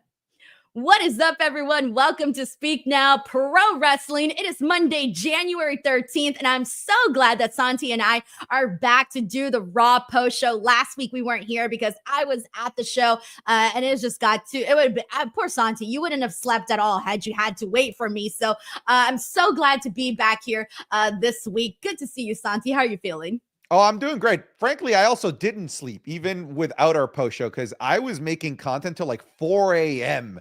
after that Raw Netflix. There was just so much to do, so much to talk about. And I'm just going to go out on a limb and immediately start the show by saying this. All right, you ready for this? All right, a little bit controversial, but I have a feeling that some people are going to agree. Episode 2 of Raw Netflix shits on episode 1. It was so much better. This episode was so much better than the debut episode of Raw Netflix. It didn't need all the flash. It didn't need the WrestleMania main event. This episode was just a through and through better episode of Monday Night Raw. Look, SANTI, I'm going to be real with you. I saw a couple of people echoing that same statement, so I don't think you're alone in this. Now, I'm going to be real with you, though.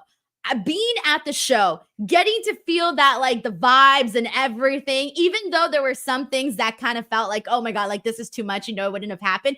I had such a good time at the show that even though this show is probably just a better episodic show, I thought that last week's show as a standalone event was very fun to just like be there and see what was going to happen. But here's the thing though, SANTI, that at today's show was like 2 hours and 31 or something minutes like that. So it flowed very, very nicely. When the time came for the main event, I thought, oh shit, we're already at the main event. This is kind of nuts. So how did you feel about having like seen the show at a, with a smaller amount of time, 2 hours and a half? So it's interesting. I have a different experience than perhaps what you have. I guess quick question before I go on here. Are you watching it traditionally on your Netflix, getting commercials? I'm watching on Netflix. I get the commercials, but to be honest, I don't pay attention to them because when I do the watch along, I do like games and stuff. So it distracts from the commercials. So it makes it easier. So there are promos during commercials breaks for you. I get all of those promos. I had a New Day promo. I didn't get that. Exactly. International audiences get stuff happening during commercial breaks.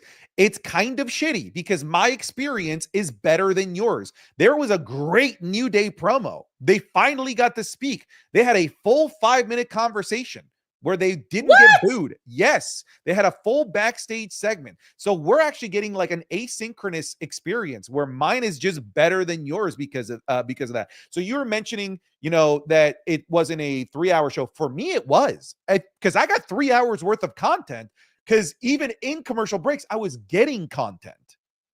Oh, shit. No, I was getting ads, a nice little 3-minute countdown of like, we're on a commercial break and I'm like vibing. And I didn't realize that you guys were getting all of this. Yeah. So right before Penta's entrance, when we were on commercial break and Chad Gable had made his entrance, he cut a promo. He cut a promo in the ring. 2 promos? Yes. Yeah, he cut a promo during commercial break for you guys. No, okay, so he had the promo after his match. I did see that promo. No, this was before the match. Before the match. So he had 2 promos. He cut a promo. He cut a promo before the match. A great promo. Oh shit. Okay, you know what I'm gonna have to do moving forward? I'm gonna have to change my location. I'm gonna have to use the VPN or something because I cannot be missing out on all of this stuff here. I feel like I got nothing to add because I'm like, I didn't see any of that. You got to get the corporate wheels turning. We need a VPN sponsor for this. What the right hell? now, this would have been a great VPN segment. I know. Instead, it was like, oh, I need a VPN. Sorry, guys, I don't got anything to offer you guys. That would have been a masterful transition if we're like, good thing I have NordVPN. Hey, if Nord wants to sponsor me, they know where to call, all right? They know how to contact me. But hey, I kind of feel bad now that I missed out on these promos, though. So since you did see these promos, how was Penta's first promo that he cut, and how was the New Day promo that was cut? Gable cut a promo. Okay, Gable. Yeah, it was Gable that cut a promo before the match. Penta cut the promo after the match. Okay. Yeah, no, it was a fun little heel promo, just getting some heat on him, roasting San Jose, talking trash about them, calling them useless, saying he's American-made, classic stuff that makes it a better viewing experience. And it does kind of suck that you miss out on that stuff as a traditional American viewer getting ads. And here's the thing, I've yet to figure out what the standard for Americans is. I have American viewers that tell me they get ads if they have the standard Netflix. I have American viewers that tell me they don't get ads. I don't know how. There's some that pay for the premium version of Netflix to not get ads, and they get ads. I don't know what's going on. It just depends. I don't know if like on the state that you're in, it is just all over the place in terms of what experience is being delivered to what people. I don't know what package I have for Netflix. It's just been the same one that I've had for years, and I get ads, but I don't know what package I have. But it's one of those things where I don't understand the rules anymore. Like, I have Hulu, and I thought I was paying for the fancy version, but I still get ads there too. I think at this point we just have to like pay and get ads at the exact same time. So I'm going to figure it out. I'm going to make sure that I'm not getting the crappy version and that I get the good version, Santi, because I'm feeling left out right now. No, I totally get it. I get it. All right, so with that being said, let's go ahead and dive into the show. I want to kick things off with Penta's debut. I feel like that's where we have to start because this was a very, this wasn't one of those things where you can say, oh, it was a spoiler because everybody knew. I mean, even Triple H joked about it in the press conference, basically saying that everyone knew who was going to be the person that faced Chad Gable. They dropped merch for Penta before he even made his debut. And so everybody was anticipating it. We get this match, we get the promo, but I want to start there. What was for you, Santi, were you excited for Penta to come through? And how did you feel about his first match with Chad Gable?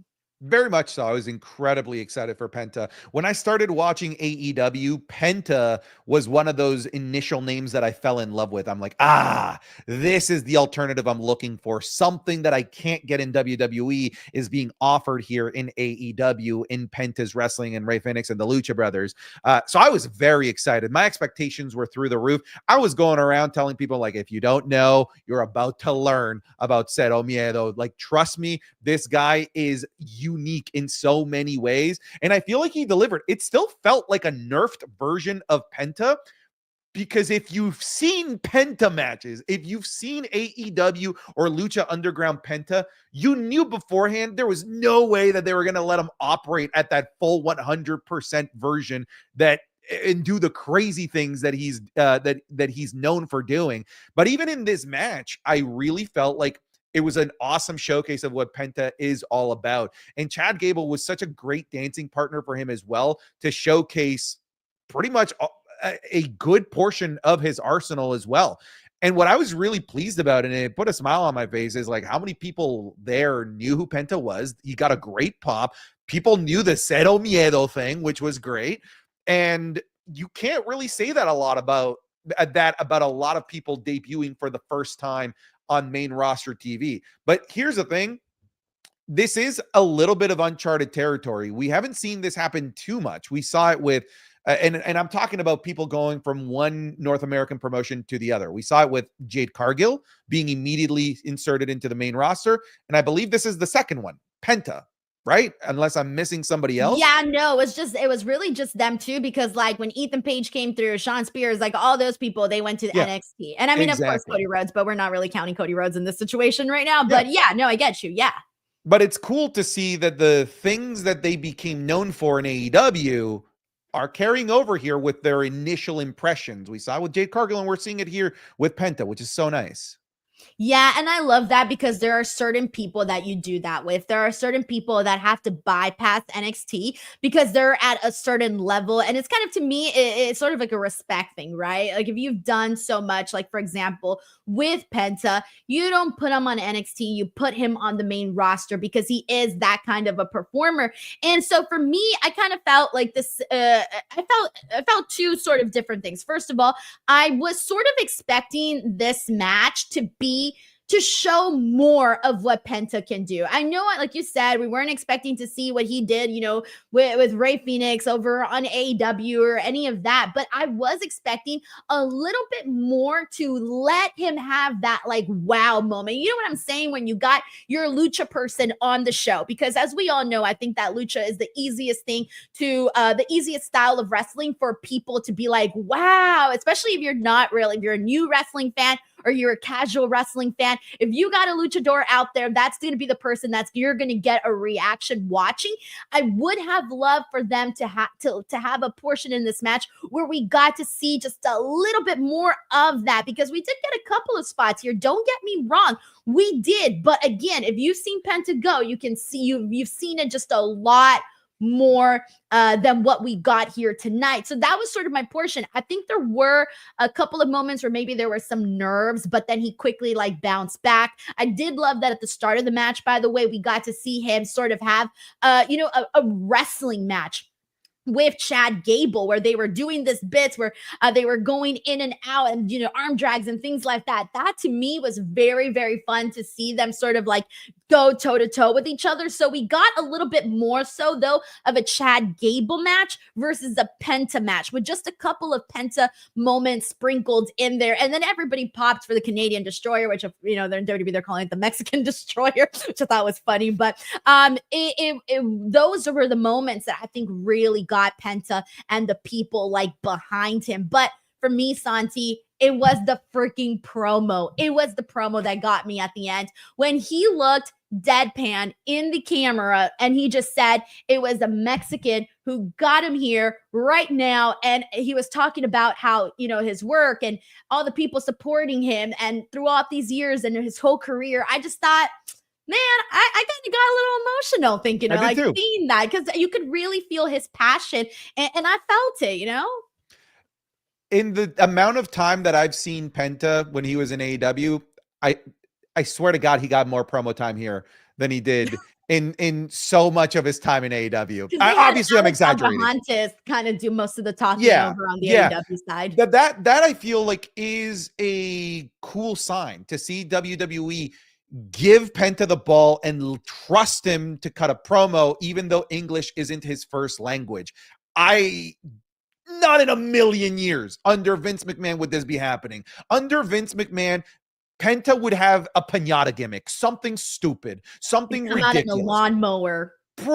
Yes. Like the Mexicals, yeah. I wished you were kidding. But you are not. It would have been entirely a possibility under Vince McMahon. And even though English is not his proficient language, they gave him enough trust to say, hey, this is your introduction. Go talk to the people. And to me, it did everything that it needed to do. I was halfway expecting him to turn heel at some point during that promo, calling everybody cabrones or something like that. That would have been hilarious. But still, more than anything, I'm walking away just thinking like, wow, like they clearly value this guy. If you hear the commentary too, they were, as the kids say, glazing this man up, talking about what a legend he was and what an honor it was, they were saying, to be in front of Penta, seeing a Penta match live for the first time in WWE. There was just a lot of respect given to Penta, both in terms of the amount of time that he was given for his first match, the opponent, the commentary that he was given, and the fact that he was actually given time to have a promo. I just don't feel like under Vince McMahon that all of those things would have happened. No, I don't think so. And even if they did, they probably would have just done some like quirky, you know, somewhat, you know, disrespectful type of thing where they would just hone into it too much. And no, this was cool, man. And I think the reason why WWE did all of this is I think they recognize that somebody like Penta can be marketed so well. I mean, look at all the merch that they were selling within, you know, him not even making his debut yet. And people are already, you know, buying masks, buying the t-shirts. And that's one of the things about the Lucha Brothers in general. And I was talking about this, is that they're probably some of the best when it comes to like constantly getting licensing deals. They're constantly being licensed in so many different places. Like they got all of these action figures. They got so much out there. Like whenever I go to like Lucha Expo, dude, I walk in and they have like their booth is completely filled with all of these different merchandise pieces. They have a store out here in Pasadena, and they have a store and they hold events and they got like a bunch of merch. They got art, paintings, photography, you name it. So like these guys really capitalize on making themselves into a brand. Like the Lucha Brothers are a brand. And of course, that leaves us with the questioning of Rey Fénix. Can you imagine once they get Rey Fénix in there, who is, you can choose who you like more, Penta or Rey Fénix. I tend to lean a little bit more towards Rey Fénix. I think he's incredible. But damn, if and when they're able to get Rey Fénix, this is going to really be something special and very smart for WWE, because they're going to need, people like this. You got to have a variety. I agree. This is going to add a really nice variety for however long it is that we get Penta in the singles division, like in the mid card, whatever it might be, but in the tag team division as well. Like that style of wrestling is entirely missing from the tag team division at the moment. And as we're seeing at the very least on SmackDown, we've yet to see it on Raw. The SmackDown tag team division is getting a lot of tender love and care. For the first time in a long time, we're seeing character development. We're seeing Pretty Deadly being like the instigator of every storyline happening on the SmackDown tag team division. We're seeing great matches. We're seeing feuds. We're seeing people like Berto and Garza actually getting talking time. And now I have a lot more faith about the Lucha Brothers being in the tag team division when I see the tag team division getting all of that great TLC, not tables, ladders, and chairs, tender love and care over on SmackDown. I hope they bring it to Raw, because the tag team division is just not anywhere. I was gonna say, who is the tag team division? The Judgment Day? Well, I mean, you have the Judgment Day, you have the War Raiders, you have the Creed Brothers, which they haven't really been like, they flirted with the idea, but they haven't really done as much as they could there. And maybe a few more teams, and that's kind of about it. I think both, I love, like you said, you're right, we're getting more attention on the SmackDown tag team division. I still wish that there was I still haven't been won over by the division just yet. So I personally still think that both the Raw and SmackDown tag team divisions need some more work. They need stars. That's what they need. They need some more stars on the tag team division. So we'll see what we get there. But let me jump into some super chats here. We got Cole, who says, I saw all the promos and live in Texas. No VPN. Okay, good to know. Anthony Giuliano, thank you, Cole. Anthony says, I paid $22.50 for Netflix and get ads. Oh my God. Are you kidding me? Brutal. What? There's no consistency. No consistency on this. This is insane. I'm going to have to go into my account and see what I'm doing and what I'm paying and what I've got, because I legitimately have no idea. Thank you, Anthony. We got Heidi Ho here, who says, I ordered a Penta mask date. The estimated delivery date is April 28th. Oh my God. Good Lord. You're probably better off flying over here to Pasadena, getting yourself a mask from the store, or flying to Mexico and getting a mask off of the streets or something. And you would probably get that a lot sooner.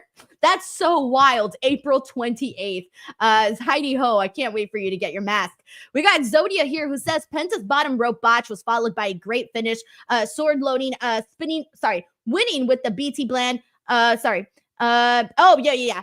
And who could help Kofi and Xavier defeat the Deadbeat? Oh, I love it. The Deadbeat. So there was a small little botch of a moment, like I said, maybe some nerves. But guys, I'm telling you, the work that Penta and Fénix do, both of them respectively, is really, really great. So we're just going to have to go ahead and just, moments like that happen, and hopefully we get to see a little bit more less of the botches, but more of the best stuff that we see Penta do in future matches. So we'll see where we go from that. Thank you so much for the super chat, by the way. We got Saif Din Super here, who says Penta has a legit chance to be a single superstar. Best thing to happen to him is TK's pettiness. Look, the way I see it is there's two sides to every story, guys. We still don't know all the behind the scenes, or what went down, or what was said, what soured the relationship. Who knows? Because they were with AEW for so many years, and they were killing it in AEW for so many years. And I can't complain about that time period for me as a fan, because we got some of the best work that I've ever seen. For me, Santi, I will never forget the Best of 7 series with the Death Triangle. and the Elites. That was some of the best stuff that I'd ever seen. So, and when I think about Penta, that's probably one of the first things that pops into my head. Saif done super. Thank you so much for the super chat. All right, so let's continue on. I want to go ahead and get into another massive moment of the evening, and that was the fact that we crowned the first ever inaugural Intercontinental Champion, Santi. Going into this, we had Dakota, we had Lyra, obviously the final two here in this tournament. Were you like 100% certain they were going to go with Lyra, or was there a piece of you that was like, maybe they're going to go with Dakota? I went in 100% certain they were going to go with Lyra, and then Dakota came out with new graphics and music. I'm like, it's over. Dakota's winning. They're not going to give her all of this new head-to-toe presentation if she isn't going to win the damn thing, only for the rug to get pulled from under me and have Lyra win. But yeah, I went in pretty confident before the episode started that Lyra was probably the best choice here. Just kind of looking at the work, the body of work that she has done, she kind of personifies like what the mid-card is about. Like great work, being a workhorse, and just having kick-ass matches. I'm sure eventually we'll develop good storylines for the championship, but initially I feel like this is what the title should be. It should just be the workhorse of the division, and Lyra, I just feel fits that mold a little bit better than Dakota Kai. Yeah, I think for me, I kind of had a similar experience with you where I went into this going 100%, oh, Lyra's going to win, right? But then I was asking the chat, like, oh, who is everybody going for? And there were so many people that were so passionate about Dakota Kai winning. And I thought, she does seem to have the popular vote. So, and, WWE has been trying to, I guess you can say, try to please the majority rules, the whoever is the most popular, they tend to go and listen to those people, right? And go with that, right? So I was thinking, hey, maybe there is a chance that Dakota Kai might win given how many people are rooting for her.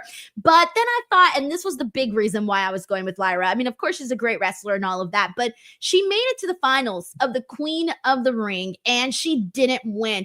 I thought if she makes it to the finals again in this tournament here for the Intercontinental Championship and doesn't win, she's always going to be that person that falls short of grabbing the pie in the sky. And so for me, I thought, nah, you can't do that to Lyra 2 times. Like this one has to be her moment. And it makes me wonder, Santi, and I don't know if this is where your brain's going, but my brain is now going to like, all right, we kind of started something with her and Becky before Becky left. Now, granted, it wasn't a feud or anything like that. It was more so of a friendship thing, a mentorship thing where she was giving her advice and stuff like that.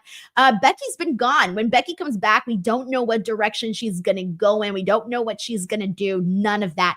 What if there's a world where we do see something between Becky and Lyra, or is it too soon? I would say it's too soon if it wasn't WrestleMania right there, right? Because WrestleMania is right there, that is huge for the Intercontinental Championship to have somebody like Becky Lynch going after the championship. It's a great way to solidify the importance of that championship. That's why I'm not unconvinced of the fact that Charlotte could be going for that U.S. championship at some point, but that's a different topic for a different day. Becky Lynch going after the Women's Intercontinental Championship would instantly solidify that championship as something that is must-see and something worth fighting for. Not only that, but that's huge for Lyra Valkyria. If she were to be able to get that is the way to get on WrestleMania as a Lyra Valkyria, where you're so early on in your career, where you aren't just a shoo-in for every major show. But if you can latch on to a feud with a Becky Lynch, that's a pretty darn good way to get that major exposure on a major PLE at a major show like a WrestleMania. To me, it's win-win all around. Because Becky Lynch doesn't need world championship matches. Becky Lynch is a first ballot shoe-in Hall of Famer. She's done it all at this point. Why not go after the Intercontinental Championship? Why not help solidify Lyra Valkyria as a workhorse and as a future mainstay in PLEs, while also elevating and making that Intercontinental Championship feel important? Because both the Intercontinental Championship and the U.S. title on the women's side, they've got an uphill battle. They're brand new championship belts. Brand new championship belts will always struggle to feel prestigious if the right people aren't inserted into good matches and good feuds and good storylines. So they've got some work to do with these championships. The nice thing is that in 2025, WWE has a wealth of riches. Their war chest to help elevate these championships is absolutely freaking insane. The fact that we can just, yeah, Becky Lynch, why not? Who can do that? Only the WWE. It's kind of insane, but yeah, I agree with you on all those points about really just like making and solidifying the title and Lyra Valkyria. Now, when I look at this, I think of Lyra because I feel like, okay, part of the reason why Dakota was more over than Lyra is because she's been able to show more of her personality. I think that we need to because Lyra is a great wrestler. We've seen that. We've seen that in her matches with Io Sky. But the reason she hasn't gotten over to that extent yet is because we haven't seen her personality as much. So how else are you going to show personality? Telling stories. And I think that she could definitely bring that out if she were to work with Becky. Who knows what we can make of that? So I feel like those would be some of the pros or things that I would want to see. We got Terrence Johnson here who sends in a super chat saying, Aleister Black Rumble return, is it a long shot? Absolutely not. In fact, I am 100% expecting him to pop up. And maybe I shouldn't say 100%, right? Because it's pro wrestling. Now, all right. 99.9%. 60% of the time, you're right every time. I just like, come on, like he's gonna appear. Like, come on, it's not a long shot to me. I'm firmly expecting this to happen. I really, really am. And I don't know what to make of it, of course, because, we can get into his AEW career and it didn't really, it was fine. It didn't really rock any worlds, but we'll see what happens. I am expecting Aleister Black to return to Malachi Black to return to WWE as Aleister Black, of course. And then I'm assuming he's going to come back at the Rumble. That's where I'm at with that. Terrence Johnson, thank you so much. You actually lead us into our next topic because speaking of the Rumble, we had an opening segment. CM Punk kicks off the show and he's talking about beating Seth Rollins. But of course, things are not over with Seth Rollins. Seth Rollins goes out there. They start going at it back and forth. But then Drew McIntyre goes out there and Drew McIntyre starts talking his shit to Seth Rollins, but it also bleeds into CM Punk. So it's basically what you get is a mess. You just get Punk, Seth, Drew, everyone's yelling at each other, everyone's mad at each other, and this leads to Drew McIntyre also saying, well, both Seth and Drew saying that they are also going to be in the Rumble because CM Punk is going to be in the Rumble. Seth wants to ruin CM Punk's main event WrestleMania dream, and Drew's just pissed. Yeah. Look, I was excited when all three of those guys were out there because my favorite segment, my favorite promo of 2024 was when those three were together. Remember when Drew is sitting on the commentary table and Punk and Rollins are in the ring? Like that back and forth between those three was just absolutely brilliant. I don't think that this quite hit the same magic, but I mean, if anything, it reminded us of just how insanely stacked this men's Royal Rumble match is going to be. A Royal Rumble match that's already got Cena. It's got Roman, a guy that we haven't seen in the Rumble in the 2020s at all. He's been in the championship picture this entire time. And then now we're adding the three biggest names right now on Monday Night Raw. And then there's still some big names on Friday Night SmackDown. Like this Rumble is going to be absolutely nutty and insane. And I can already picture the final four or final five being absolutely crazy because there's so many interwoven storylines between Roman and Drew and every one of these guys that we're talking about here. I like this promo because it just did kind of feel like out of all of the things that happened on Monday Night Raw, this felt like the most unpredictable thing. Like, what's Punk going to say? Like, these guys can go off the handle at any moment and just say like the most ridiculous things and get everybody excited over it. We didn't quite hit those levels. We didn't have CM Punk alluding to Vince McMahon like he did last time those three were in a promo together. But nonetheless, like I really, really like this promo, even if it does leave it a little bit ambiguous as to where things are going to go. Like what's the end goal? Because they're not giving us anything beyond expect these guys at the Royal Rumble. Expect these guys to want to kill each other and eliminate each other at the Royal Rumble. They're really holding close to their through their chest what the cards look like going into WrestleMania, because so many people still have a question. Is Punk a favorite? Should he be a favorite to win the Rumble? Some say yes, some say no, because a lot of people are convinced that the favor to from Paul Heyman is to get him involved in the main event of WrestleMania. And if that is the favor, then why have him win the Rumble? There's just so many of these things that are still up in the air that make this Rumble so insanely unpredictable. There were so many years where I'm like, obviously he's winning. Duh. Obviously. This is a year where I have no fucking clue, Denise. That's how I feel too. I mean, I look at this and I go, okay, well, God, I mean, I think I'm still leaning more towards John Cena, and I'm leaning more towards John Cena. Again, I was so sold on that Raw promo that he cut where he had basically said, hey, I'm on a losing streak. I know everybody wants me here to be a 17-time world champion. I can't get there if I don't, you know, kind of work my way back up once again. And I know it's kind of silly hearing that from John Cena, but he's got a point. At the end of the day, you don't want to just be handed things. You want to work towards those things. And so John Cena really sold me into thinking that he is winning this Rumble. But then at the same time, I remember when CM Punk started going off about, you know, winning the Rumble at the presser, I started thinking like, shit, he's making some good points too. That would be great. You know, Drew McIntyre is a former Royal Rumble winner. I would love to see Drew McIntyre win again. I think he's somebody that deserves his flowers for the work that he's done. And Seth Rollins, it's so funny because I hate to say this, but Santi, no matter how hard Seth Rollins tries, the crowd refuses to pick him over CM Punk. He always gets drowned out. He could never win the crowd over. And both Punk essentially buried both Drew and Seth because they didn't really have anything. He told Drew, the last time I saw you, you were on your knees crying in the Hell in a Cell. Seth Rollins was coming out here being like, you're a cancer and I'm going to cut you out. And he lost. So it's like CM Punk is being haunted by the ghost of his past, but he's also beating those ghosts. And now they're just coming across as, you know, big haters. And it works for Drew McIntyre. It works for Drew. For Seth, it's a give and take. Yeah, for Seth, it'll work a little bit more when he obviously inevitably turns heel. It's going to happen. You kind of alluded to one of those reasons. He's losing the crowd battle. Right? Like you can lose the matches. That's one thing, but like losing the crowd consistently every single episode, at some point or another, you're going to need to recognize, I might just need to lean into this as opposed to trying to fight this almost impossible fight to win, which is to try and get the crowd to love you instead of the other guy. And if this is going to be a trilogy at some point, if they're going to keep fighting, I need one of them to be heels. I don't care which one, but it's pretty clear, but it's pretty clear to me that the crowd is picking Seth to be the one to be the heel here. I think he just is the better choice, frankly, too.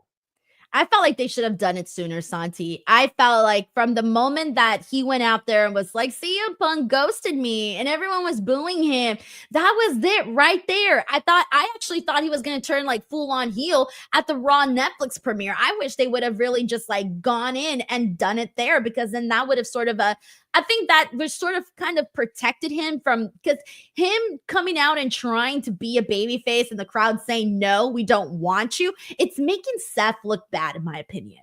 Now, if making him look bad, can you like dive into that a little bit more? Like, how does Denise feel about him right now? Personally, I feel like he keeps falling short of expectations in this feud with CM Punk, that no matter what he says, no matter what he does, he always ends up on the losing side. And then, but he's also trying to come across as a babyface, right? He's trying to do that. But when he's coming across and falling short and not fulfilling the things that he's going to say, not fulfilling the things he's going to do, that what he said, and not doing them, to me, it makes me go, I don't know, bro, you're all talk and no action. So that's why I'm like, you got to turn this man heel, or else it's just going to be like, ooh, Seth, he took another L today. And I like Seth, but when you're coming off of the WrestleMania story where he was in there with Cody and with Roman and The Rock, and you were sort of forgotten about, and then you go into this feud with CM Punk after it kind of felt like you were sort of sidelined when the attention all went to Drew and CM Punk, suddenly it's like, all right, it's been too many odds stacked up against Seth Rollins, and he hasn't been overcoming those odds at all, in my opinion. And so for that reason, I think that it should have been long overdue that they turned Seth heel to kind of protect the character just a little bit and just make it more of, just make it easier, I guess. Make it easier for Seth Rollins to gain that attention, to gain a different kind of attention from the crowd, instead of going out there and being like, I'm on your guys' side, and the crowd's like, boo, we don't want you on our side. We want this guy. We want CM Punk, the guy that you say is the bad guy. We want that guy. So I guess my question to you now is, do you not see Seth Rollins as a threat to win the Rumble? No. Mm-hmm. Not even a little bit. Is it because of how much stock he's lost over the last couple of months in your eyes? Yes. All of that, playing second fiddle to the Drew CM Punk feud. Like, remember that, I know the injuries and everything got in the way, but still the Drew Punk feud was a million more times interesting than the Seth Punk feud. And reminder, that's where we started. That's where we were supposed to go. And of course, minus the big moment that they had at the closing of the USA Network. I thought that was fantastic. They killed it there. But after that, I'm just like looking at this and I'm going, no, he's been taking too many L's where he's not looking like the top guy, but he's supposed to be a top guy. Yeah, and the crowd isn't treating him as such. The crowd, like you mentioned, the reactions are that of the second guy. And to have Seth Rollins kind of have that moniker hovering over him doesn't feel right, but it would feel far more right and far more at home if they were to just pull the trigger and turn him heel.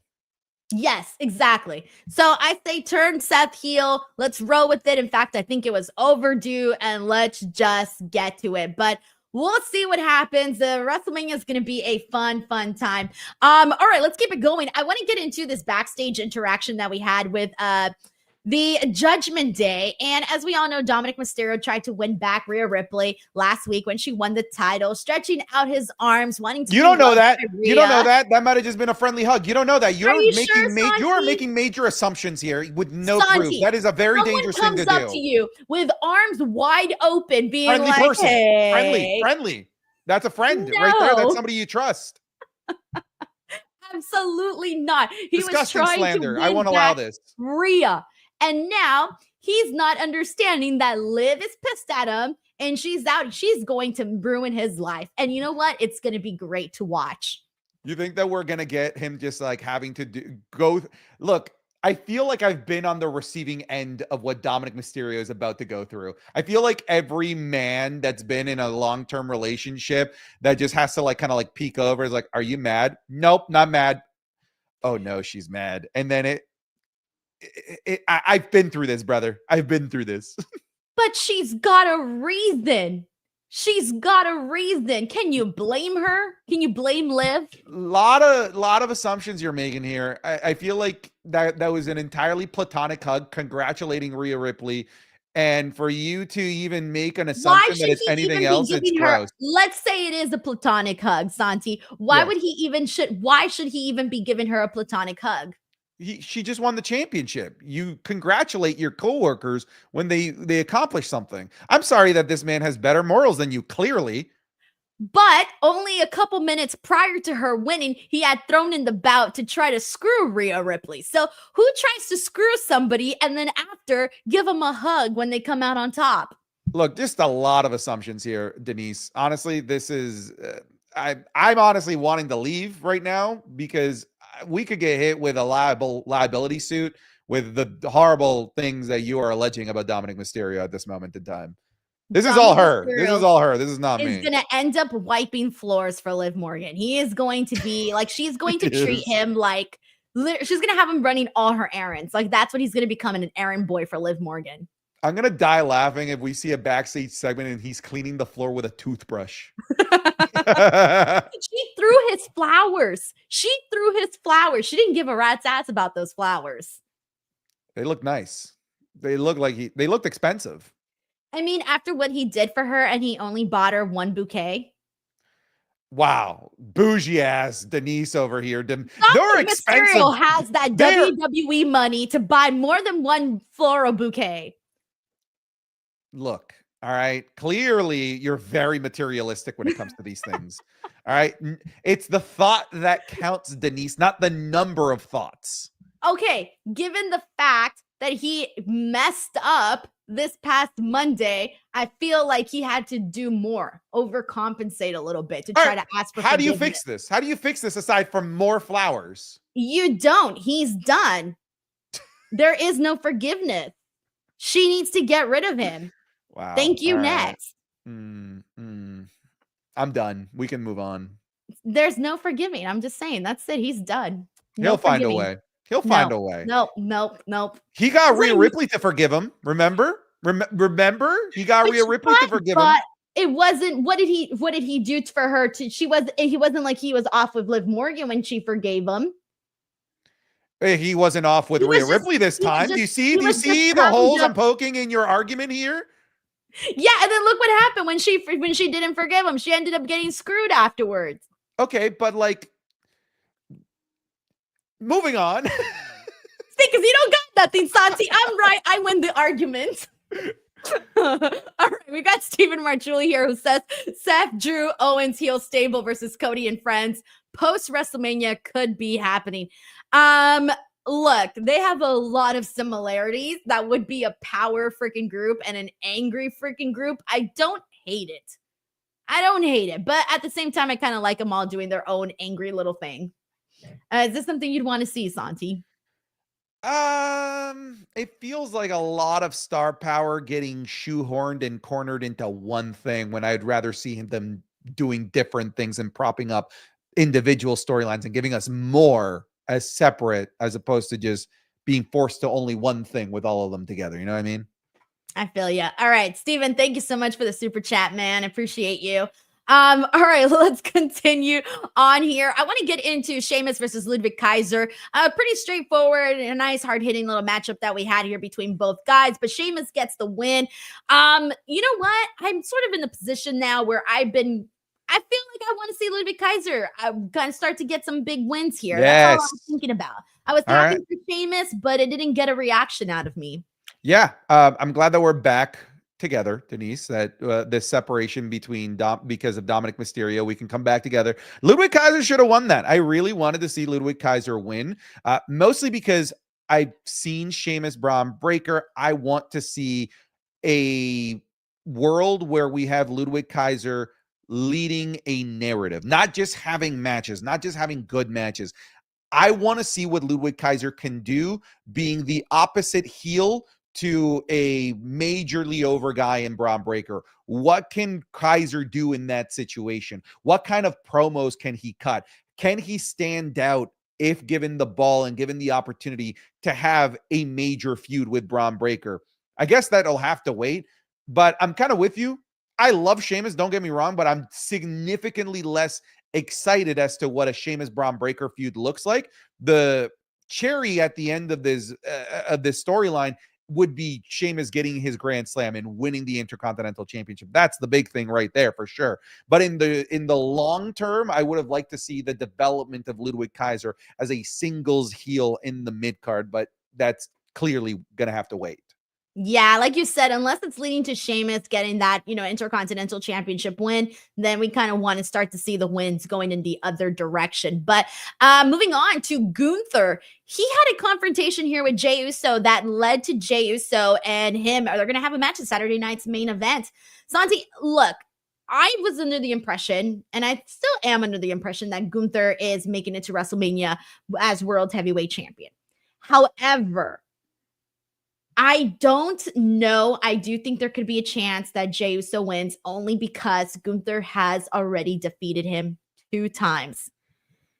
Is there a world where Jey Uso actually wins here against Gunther? Mind you, Gunther also kind of buried him a little bit and said, "You're a good tag team wrestler. You're not on my level," sort of deal. I loved it. I love Dick Gunther. He's so great when he's an asshole. I love it. Yeah. And I don't want to see him lose the title, but Jey Uso's pride is kind of on the line here. It is. Okay, so I'm going to say something that's a little bit off the beaten path. I said this in my stream and it resonated with people. I don't think that Jey Uso needs this title victory necessarily. But something that I believe is needed is I think that Saturday night's main event needs a moment. Last Saturday night's main event left a lot of people saying this was a show you could miss. Nothing happened here. It was fun wrestling, but this just sort of felt like filler. Saturday night's main event needs its key game-changing needle mover moment.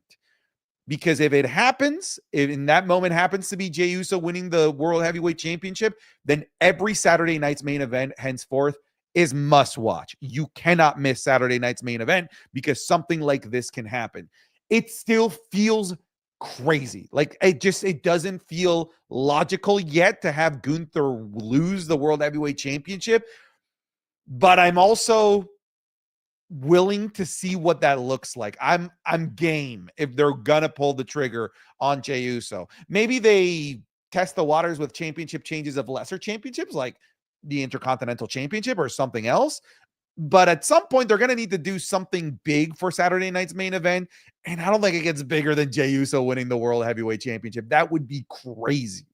I know, but I also feel so bad for Gunther. I don't want his title reign to end just yet because I had in my mind these big ideas and these big moments coming up in the horizon for Gunther. So for him to sort of just like end it there, it feels like, why? Especially right now, given how much criticism Gunther is getting, or not that he's getting per se, but the booking of Gunther's character that it's getting. Like, it's getting a lot of criticism from people. Yeah, and I think the biggest one is that, like, why is this guy that's clearly, like, so dominant, why can't he win dominantly? Why do they protect the people that he's beating so often? Like what we saw with Damian Priest, what we saw at Saturday night's main event, his wins over Sami Zayn is not being the cleanest either. Yeah, like to me, it's very clear, and it is an obvious thing to say, Gunther is the B champion. I just hate that they treat him like the B champion. I wish they tried a little bit more to give him that nice Cody Rhodes shine that Cody Rhodes clearly has. Yeah, that's shine. I get you. We got a couple of super chats here. This one is from, let me see. We got Soundwave 80s who says, have you ever watched the show Alice? No, I have not. I don't even know what that is. Nope. But I'll Google it, Soundwave 80s. Thank you so much for asking. We got Stephen Marchuli here who says, oh, I already read this one. My apologies. We got Blinking from Kimberly, who says, Santi, you look a lot like Jey Uso. Yeet. I weirdly have gotten that before. I feel like I look like Jey Uso in certain angles. I don't see it. Okay, so I got it when I worked in the corporate world. There was a poster of, I think it was like the Royal Rumble 2023. I can't exactly remember, but this coworker of mine sent it to me like, you look like this guy. I'm like, Jey Uso? I don't see it at all, but this isn't the first time I've gotten this. I'm looking at him right now. I need to see this like side by side. Smile like this. You know what? I don't know. I think you know what it is? It's the facial hair. I think it's the facial hair because that's the only thing I can kind of see you sort of looking, but not really. I just don't see it. Here, let me see. Let me put you up there. Wait, nope, that's me. Oh, I don't know what I'm doing. I don't know what I just did. Where did the picture go? Where are you? All right, this is not working. Whatever. I was trying to get you and Jey Uso. All right, let me see. Smile, Santi. I think it's just the facial hair. Maybe. I've also gotten ugly Ethan Page. I've gotten Jose Hendry before as well. I'm sorry. I think Jose why are you laughing? Might be my favorite. Which one? Ugly Ethan Page? Jose Hendry. Oh, Jose Hendry. See Ethan Page either. Sometimes when I stream, I wear glasses, and yeah, I feel like when I've got, glasses. I think when I have the glasses, they see ugly Ethan Page, which is mean. Is just mean. Sorry, Santi. No, that's great. I'll remember this. Great. Now I'm gonna look at Jey. I'm gonna be trying to see you and Jey Uso now from moving forward. We got Joe Compton here who says Gunther loses the title at Saturday night's main event and moves on to feud ending at Mania with Goldberg. Well, I am expecting that match with Goldberg. I just don't think it's gonna happen at WrestleMania, though. Do you? God no, please no, God no, please no. I want to see it at some point, just not at Mania. Listen, it's gonna be sleeper holds. It's gonna be a couple spears. It's gonna be like 5 minutes. Do you want that for Gunther? Think about that awesome classic he had against Sami Zayn. You want to now go down to a 5-minute match with Gunther? No thanks. Oh man, I'm curious, and the curiosity gets the best of me. So I'm curious to see what that looks like. Joe, thank you so much for the super chat. We got my co-host Chinadu Ogu from Tuesday's NXT saying just wanted to show some love. Thank you so much as always, Chinadu. Appreciate you so much, man. All right, let's go ahead and get into. Oh, we got another super chat here. This is from JR Dugan who says, "Is there a Royal Rumble face-off you are looking forward to heading into WrestleMania 41?" I kind of want a small tease between Roman and CM Punk. Yeah, I feel like that's a given. I feel like we're going to get that. I'm not going to lie. I'm a sucker for nostalgia. So Cena Punk, which is a really, really important feud, like to my history as a wrestling fan, I want to see that again. I want to see just the face-off one more time. Let's go. All right, JR Dugan, thank you so much for the super chat. Appreciate you, man. Thank you for sending that in. All right, so let's go ahead and get into, we got a couple more items to touch on. I'm sure you're excited to talk about The Miz versus Sami Zayn. Did this do anything for you? Okay, no, but Sami Zayn needs to win matches like that more often. Yes. That was awesome. Haluva kick into the Blue Thunder Bomb, that was great. But the Sami Zayn getting roasted by Seth Rollins, calling him Roman's boy, aren't you happy that Roman won? That was cool. I like that. That was good. The other thing I need to ask you, because this just reminded me of this, Wyatt Six is now on SmackDown. Final Testament, Wyatt Six story seems to be kaput. Denise, go ahead, celebrate. Woo! I was so stoked. I was like, it's done. It's done. It's done. For those that don't know, Denise hates this feud. Despises because it stinks. And clearly they think so too. Because if not, we would have continued to see it. But they were like, nah, we're just going to move them to another brand and let's not take another look at it ever again. This was their out. There's a lot of outs that are about to happen, by the way, with this transfer portal. A lot of outs, a lot of new beginnings. But yeah, I feel like this is a necessary out. Okay. Sorry, I'm just laughing at the chat right now. All right. Let's continue on here with the show. All right, I want to get into Rhea Ripley because we did get a moment here with Rhea Ripley and Nia Jax. Nia Jax, who is now a Raw superstar, I believe she said that in the transfer portal. Was that confirmed? I don't know. I thought that's what she meant, or was that just a one-time thing? I don't think she said I'm now on Raw, because Bailey was there as well. I think she said that she came there to talk to Adam Pearce about the transfer portal, which by the way, could we get a little bit more clarity? Like who's eligible? When's the deadline? They just sort of keep dangling this like story narrative device in the transfer portal and we know nothing about it. And I feel like this was another one of those situations. Yeah, exactly that. But what I did like about this, though, I thought Nia Jax was hilarious. She cooked. She was. Right? I'm so glad we're on the same page. She was awesome in that promo. I agree. I don't know if she was like not trying to. It came across as effortless, and that's what I liked when she asked Bailey like, "What are you doing here?" And Bailey's like, "I live here." And then when she said, BBL Bailey. Yeah. And then when she said, "Mommy's always on top," and she made a face like, like kind of judging Rhea for that. Was so great. I loved this. Bailey being in the crowd. We got a Bailey Rhea Ripley tease there towards the end. Rhea and Nia went at it, headbutt to headbutt. What'd you make of all this?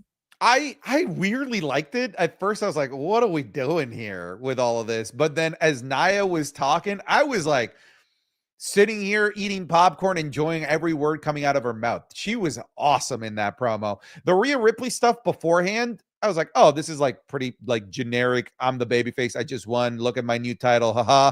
Nothing really much of substance there with Rhea Ripley.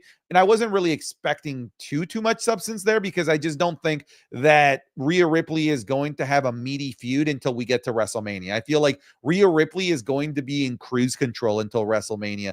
And if anything, I feel like this demonstrated it because yeah, we got the little bit of the hint of the potential Bailey versus Rhea Ripley stuff that could potentially happen down the line.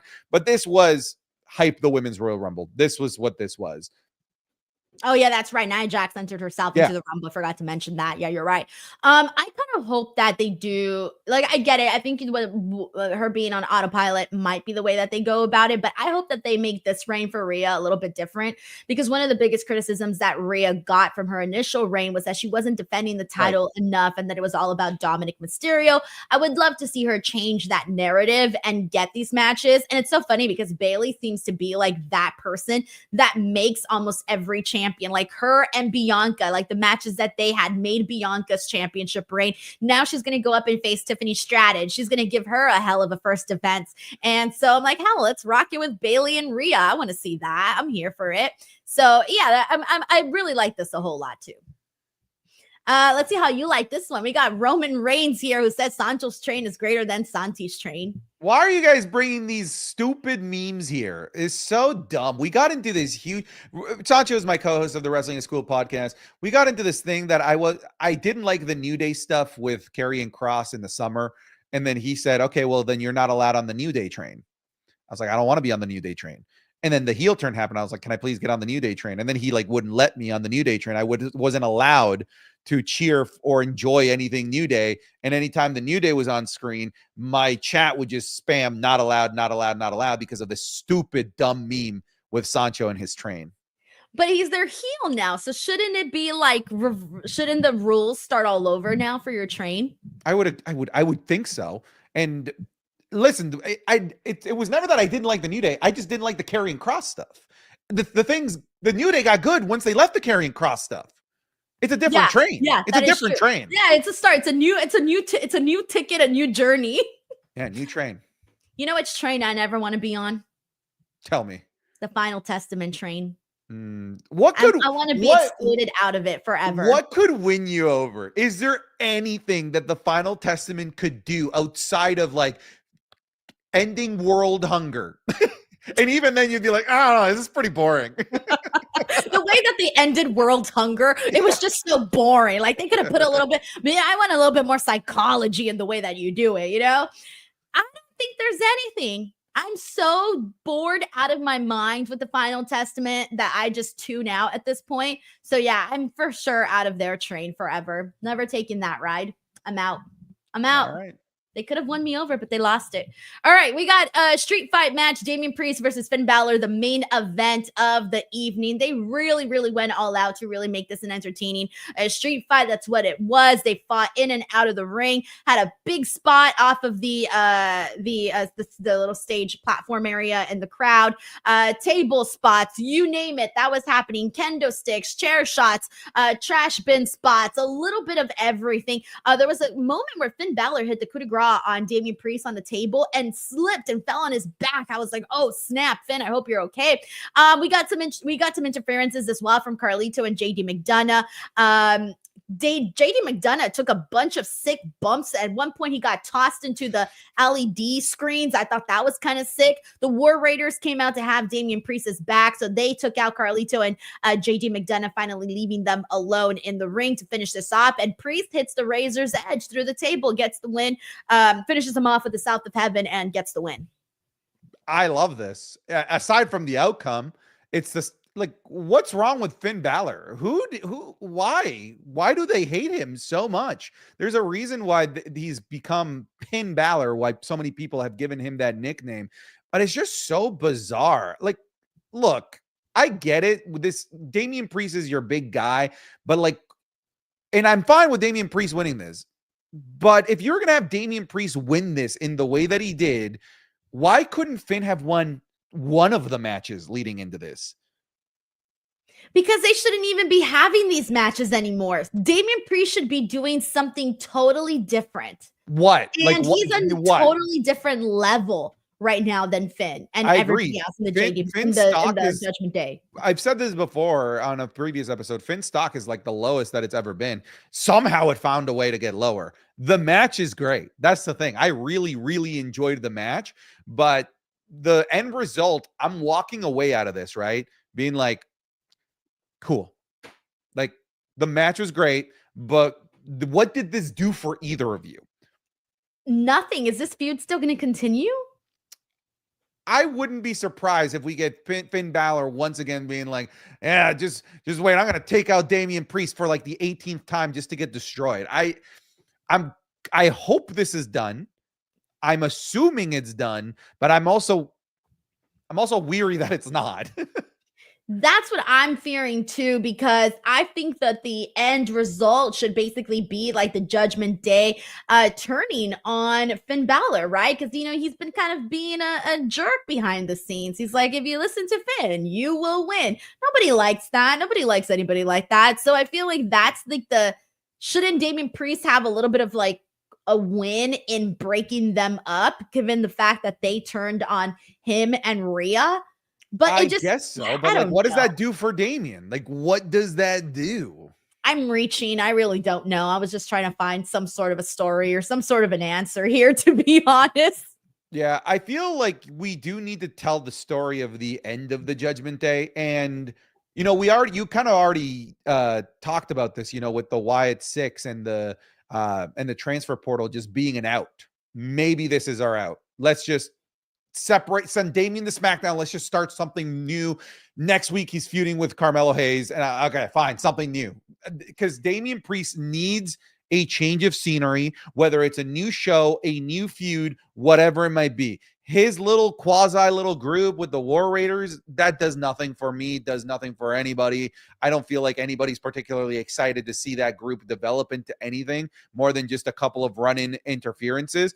But Damian Priest, more than almost anybody on the roster, needs a change of scenery, a complete reset, because even though he's this main event guy, he's a main event guy I see nothing for over the next couple of months, because I've been so pigeonholed and tunnel vision to just thinking about him and the Judgment Day and Finn Balor that he just needs something different, something new. You're like, I can't even imagine him doing anything different anymore. That's it. That's all we got for Damian Priest, which is very unfortunate because, he's a cool dude. He's popular. So I hope that he breaks out of the Judgment Day vortex and gets out of there. We got Soundwave 80s here who says, have you ever watched the show Three's Company? Of course. Love that show. I didn't watch all the episodes, but I definitely watched a lot of them. Santi, I'm assuming you did too? No. Couple of episodes? Not one?